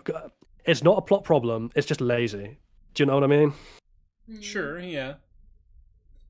But it was also very satisfying to see him be poisoned. Yeah, that's what I'm saying is like, but I really want that payoff of him being paralyzed on that floor and just like watching the impending doom. Could they not have done it as like a... Well, I feel like a neater way to tie it all in would have been like, oh, it's not nightshade, it's an experimental version of Ligadone to remove the addictive properties, but it's actually just got worse. It's got bad kinks or something. Maybe. Yeah, that could work. Because obviously they're trying to very desperately tie a lot of the stuff in the show to like real world things. So like obviously the Fortunata is Purdue. It's Purdue Pharma, and it's very clearly meant to be like a link to the opioid epidemic. And what's the drug called in real life? The one that's like fueling the opioid epidemic in America that Purdue Pharma put out. Opium. No, it is an opiate, but I can't remember the name of the drug. The real life version of Ligadone, basically. Whatever, it'll come back to me. But like, yeah, so like the Purdue Pharma being linked to them, and that pharmaceutical is obviously being linked to that. And there's obviously like a long history of this because, so heroin itself, the drug, originally started off as a pharmaceutical company created. I think it was created by Bayer after World War I. I think it was supposed to be a non-addictive alternative to morphine. That worked out. So there's all these like links back to real world stuff, but they just don't bother. But then they introduce this nightshade crap, and I'm like, why not just make that also a painkiller or an opiate? That's, I don't know. It just seems weird to me. I think the other thing is just like they probably just liked the name of Nightshade. Well, is the Nightshade a Poe thing? Is there a reference in one of his novels to Nightshade? Is that what it is? Sounds like a Poe thing. I think it might be, but I can't remember from. Hang on, let's go to Google, guys. Nightshade. And they're like, Nightshade is a plant, a relative of the potato. Yes, it appears in Morella. There you go. That's why we have it. Yeah, there we go. So yes, Morella in the Deadly Nightshade. It's a lazy reference. Yay! It referenced that Edgar Allan Poe thing that we're basting that on. It did the thing. I'm so pleased. I'm so glad we have Google at our disposal. That's the thing is, like, you guys were saying, or Jolly was saying that he would like to see Flanagan like pick up on like Lovecraftian stories, but like if it's gonna be anything like this show, I feel like he's just gonna take random elements of all these different stories that have nothing to do with each other and just try to cram them in. Yeah, I mean, Like- to be fair, I think Lovecraftian like works in general are very difficult to adapt for like the screen because I mean, I could just so do much it, of it. but like, I mean, yeah, you just do it then, Sheev. Go on. This reminds me of there was an earlier stream or conversation I had with Sheev where we were talking about like the difficulties of writing, and she was like, "I could do it. I could totally write a good story." Just like, yeah, Southpaw was talking about like writing it for an intelligent character like Thrawn, and how like maybe Dave Filoni just wasn't up to the challenge or whatever. And I'm like, yeah, I could do it. I could write a genius. I could write Thrawn. Fuck you. Well, this comes down to I'd actually kind of like to see Flanagan with some collaborators, like him and Guillermo del Toro pairing up on a Lovecraft project. I would Yeah. watch the shit out of that would be because so good. I know they're friends. That's the thing; they are friends, and I also know that Hideo Kojima is also a friend of theirs. Did Flanagan contribute anything to Guillermo? No, he didn't, which is a That shame. was such a missed opportunity. Well, I know Guillermo del Toro is filming stuff in Edinburgh soon because I literally have seen him walking around in the city. But he's so that'll be a thing that he's going to pick up on at some point, I guess. Although what he's doing, I don't know. That sounds Hopefully Flanagan will be involved. I don't know. It's kind of a shame to me that like Flanagan, because this is the thing. The reason why I wanted to cover Usher in particular, amongst the other things that we could have covered, is that like there isn't a lot of good horror out there at the moment. I love horror as a genre, but it's one of the most like poorly managed genres in all of history. Well, until Star Wars came along. Well, I mean, Halloween Resurrection's a masterpiece. Just throwing that out there. Oh my god! If we get Jamie Lee Curtis in a Flanagan project, that'd be so funny. I think that like one of the things about horror is that it's one of those genres where like either you embrace the campy element of it and you love it, or it just people only see the campy elements. They're like, oh, it's a genre that doesn't deserve any respect because of that, and that's so unfair because like there are so many great horror novels and films and TV shows. This is why Jolly brought me on, because I could just like wax lyrical, yeah. Way too long. I'm gonna shut myself up now. No, don't. It's one of the reasons you were brought on. I want to hear this. I want to hear more. So, oh my god. Okay. I don't even know where to start now. I think that it's interesting that, like, as I said, obviously there's this reputation being very lowbrow. I think a lot of people who aren't really dipping their toes fully into the genre see things like, for example, the Saw franchise, and that's the brush that they paint the whole genre with, when actually that's a very small part of it, and there are so many different subgenres of it. And also, it's one of those things that can be so different for so many other people, because let's be honest, not everyone is afraid of the same thing. Although you could argue that everyone has a fear of the unknown, and that stems from, you know, historically speaking, back when we were cavemen and we were all sort of ingrained with this fight or flight response. Are zombie movies horror movies? I think, well, yeah, they are. They're just a subgenre. I mean, it depends on because I wouldn't say Zombieland is horror, but like that's a horror comedy, I'd say, though, because it has elements within it that are what some people describe as horrific. It is certainly a horrible comedy. I'll give it that. Hey, I don't care. I fucking love that movie. Woody Harrelson's great. I love it. Yeah, he's awesome. He's awesome. I think it's, again, but for me, that's like one of the sorts of horror films I watch because it's like a popcorn movie. It's not something that I have to sort of flex my grey matter to enjoy. But then there are other bits of media that I'll want to watch because it does actually make me stop and think, and it can address some really like very real and very human themes, and which is, you know, what we've been talking about this whole thing about like themes and do I really think World War Z is a horror movie? I think that's a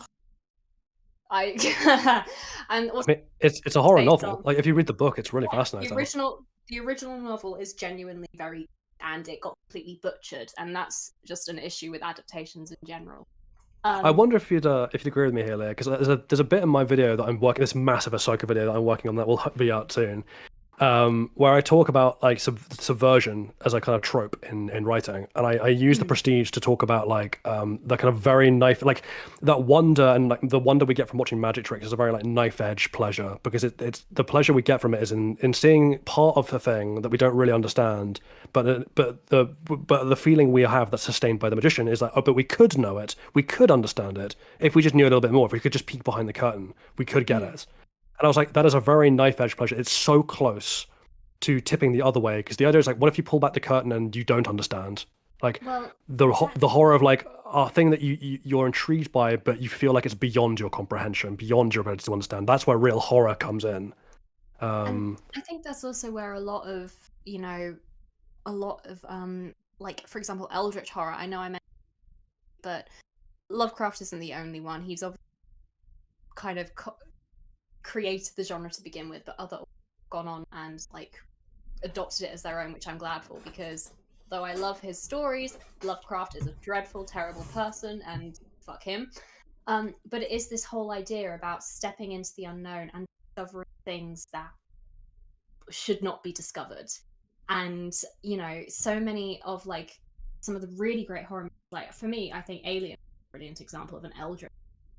That level of discovering something, poking it just a little bit too much, and then just everything going to shit because of it's the horrors that come from the pride and arrogance of people who think that they deserve to know everything, when actually sometimes it's a little bit too much for our minds to comprehend. I'm sorry if I'm rambling. I get No, it's great stuff. I mean, it's like the Alfred Hitchcock quote, right, where it's like, there's nothing in cinema that's more frightening than a locked door. Exactly. Because like it's the build up to a monster is often way more scary than just seeing a monster on your plate, right? Like just the idea that something is coming for you that you can't quite grasp. It's actually what the original Halloween movie did really well with Michael, the kind of looming horror. I mean, we've talked, Leah and I, we've talked endlessly about things like we'd like to see like Celtic horror and the Fae and like these kind of like more kind of eldritch, ancient abominations that have been slightly forgotten in the midst of human history. Yeah, people always forget that fairies are assholes. Like the original folklore and mythology surrounding fairies, the Fae, was really quite fucked up and really pretty horrific, because they were meant to be cautionary tales that prevented, kids from wandering out into the woods late at night by them, stuff like that. And I find it pretty hilarious that fairies have now been co-opted and have turned into the YA sexy supernatural creature of choice nowadays. Yeah, them and vampires. Well, it's a bit like I would love to see a Flanagan take on Dracula. Or actually, the one I was saying to Sheev the other day is I'm amazed that he hasn't covered something like Carmilla. Carmilla seems like right up his street. Of like that's one of the original vampire novels written by a woman, incidentally, well before Dracula. Dracula's partly based off of it, and it's very much meant to be like a metaphor for repressed lesbianism. But that is a very scary story. It's got a lot of great horror to it, and a lot of things that I think are socially well worth discussing in today's society, because that's something that horror does really well, because it is something that, it's a genre all about the unknown, what frightens us, what things we don't understand. So it's a wonderful platform to talk about like social issues or things in our own world that we are struggling to comprehend, right? That seem frightening to us. Absolutely. And it's also a genre, I think, that experimentation as well. You mentioned Dracula, actually, and I think that's a really interesting example to bring up, because I don't know how many people have actually read the original novel. It feels like it's one of those stories that, because it's been adapted so many times, everyone knows the story, but actually haven't necessarily read the book itself.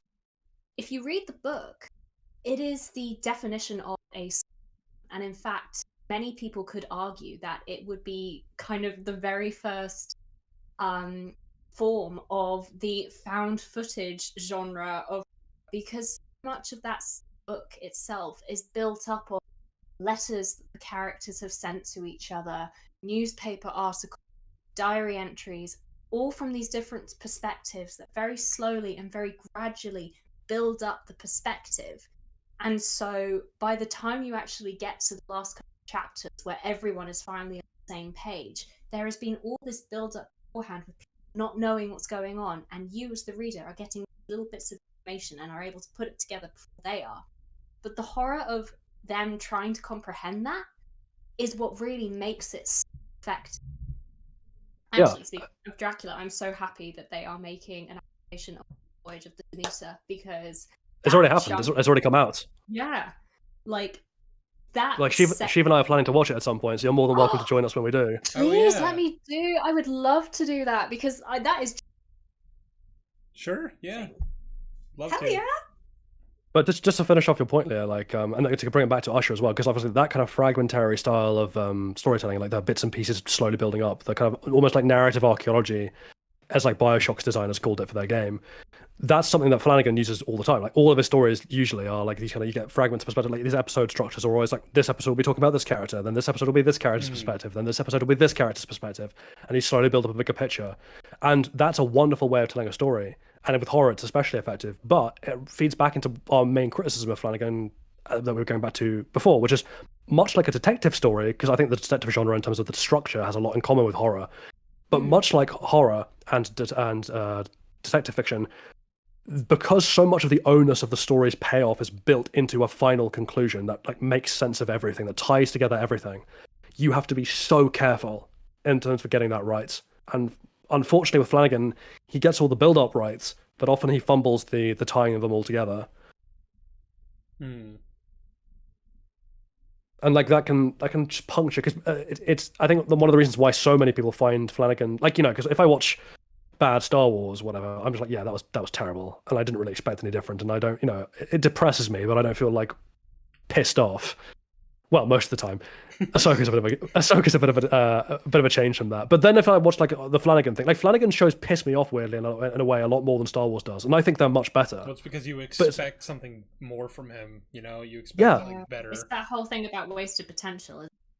Yeah, it's just, it builds up so well, and there's such a wonderful. It's like someone is like, I'm walking past the kitchen and I can smell these delicious scents, and I can see all the work going into the cooking, and I know the guy who's doing the cooking has a wonderful resume, and there's a menu on my table telling me exactly what I'm going to get and when I'm going to get it, with like a big question mark over the dessert, where I'm like, oh, what's for dessert? And then we get to the dessert, and it's just like a bland rice pudding that doesn't connect. Yeah, that just doesn't connect to anything that's come before, and I'm like, oh. Yeah, like if the acolyte is bad, I'm gonna be like, okay, yeah, it's about what I expected. What do you mean? What do you mean if? It's going to be bad. But like, if Arcane season 2 was bad, I'd be fucking pissed. Oh my god, I would be so annoyed. I would riot if Arcane season 2 is. I will rant if Arcane season 2 is bad. But yeah, it's like I expect a lot more out of Arcane than I do out of the fucking acolyte. I like the idea that we're going to like see the director, like, you know, they're going to release the episode list for Arcane 2 and who's directing it, and then we look at the finale, and it's like Mike Flanagan, and I'm like, no, wait.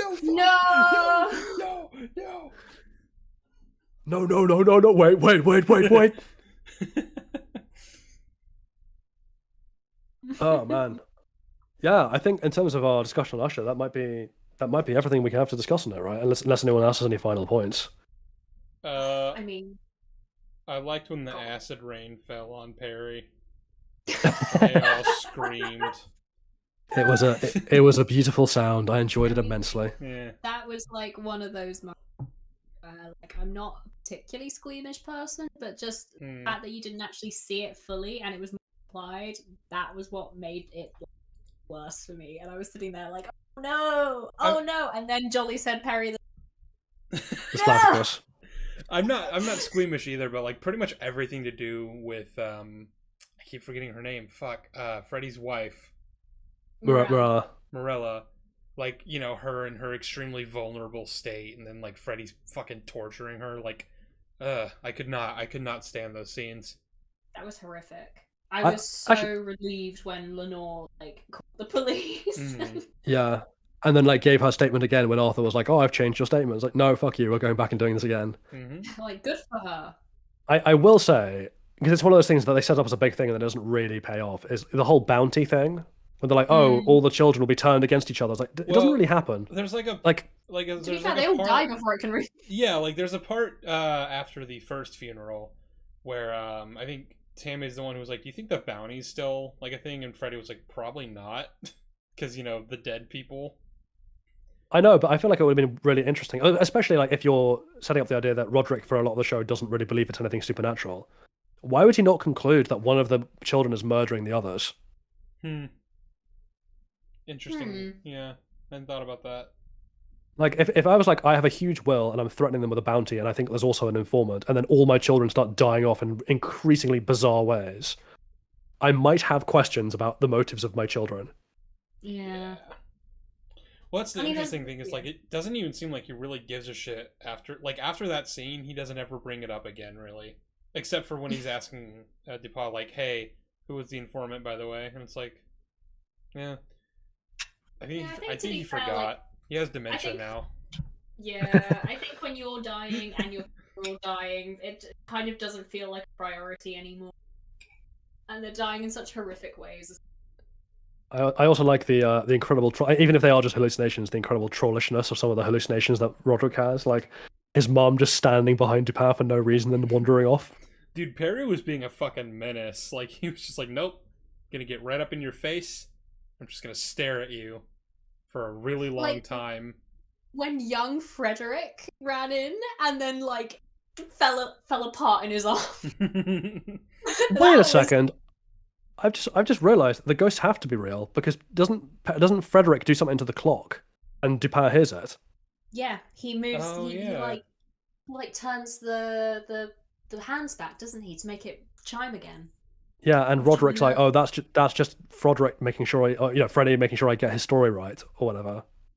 Yeah. I'm like, oh, the ghosts are real.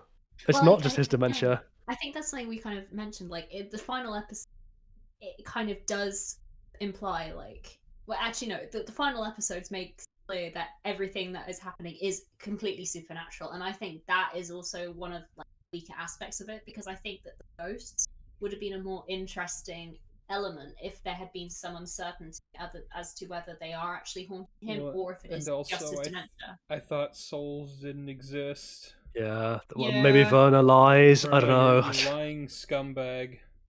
Oh, you naughty. Oh, Verna. Verna, you card. So it's just that meme of that guy like, oh, you naughty, so naughty. Oh boy. I will say, I liked her lingerie. I'm not just saying that to be pervy. Like, I just, on a purely aesthetic level, her lingerie was very beautiful. So congratulations to the costume department for putting that out. Her whole look during the Mask of the Red Death scene was incredible. And originally, my from that scene with like the mask on, because I thought it was so badass. But then I came across Edgar Allan Poe, and yeah, I had to go for that instead. I really want to see like a mariachi version of that, like a Day of the Dead Mexico style, like Mask of the Red Death. Yeah, that would be cool. Like Perry's actually just short for Perito, not Prospero. Racist. Can we have a version which is basically that whole episode, only we replace Bro with Perry the Platypus? I mean, that would have changed that dialogue a little bit when she's like, oh, you can turn back now, and he's just making platypus noises in her direction. No, but she understands what he's saying. Doofenshmirtz is Arthur. Oh boy. Like, Dr. Wexley, you're a platypus. Oh my goodness. Well, I think that might bring our coverage of the House of Usher to an end. It was a wonderful show, spoiled by a slightly incoherent, well, not more than slightly, an incoherent ending. I think that concludes our stream of the House of Usher. You're seeing our stream is falling. Our stream is falling. No. Oh my god, we're all gonna die. Falling down. The cat finally got to Sheev.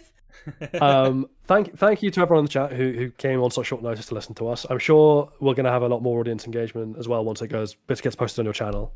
But yeah, I hope if there's one takeaway actually from all of this, it's I would recommend anyone who watches the stream, I would recommend that you go and watch the show. It is worth your time. It's a frustrating ending, and I know we've just spoiled it all for you, so hopefully you watched it before you watched our stream. But on the off chance that you didn't and you listened to our stream and you still want to watch it, I recommend it. It's good stuff. This is one of those ones where it's like you kind of have to have seen it before watching the stream, because like I don't think you're gonna understand most of what we said. You're just gonna be like, "What? There was a chimpanzee and like." Yeah, it sounds bizarre. To be fair, Sheev, no one's going to understand what you were saying for the first 10 minutes. That's fair. Yeah. Also, I don't think anyone's going to understand what I was saying because I'm very apology new to this, so still getting used to it. But also just adding on from that point you were saying, Jolly, one last thing I would also like to say is if you did enjoy the show, and you're interested, like I would highly recommend people actually do take the time to pick up some of Poe's work and give it a read because Oh, completely. he's really, like, again, this show was a love letter, and personally I think he's one of the best horror writers there have ever been. I don't think it's too controversial to think that, but he was really fantastic poet as well, and yeah, please, if you enjoyed the show, appreciate some of his original work. Yeah. Absolutely. Well, thank you, everyone, and good night. Yeah, thank you guys for watching, and thank you guys for coming on. Of course, Jolly, it's always good to see you, and Leah, thank you as well. You know, this is for first time. Thank you for having me, and I'm gonna hold you to that Voyage of the Demeter. Oh yeah, absolutely. I want to watch that. We've been meaning to for like 2 freaking months, so like we might as well at this point. Hell yeah. All right. Well, thank you guys for watching. I'm ending the stream now, and there's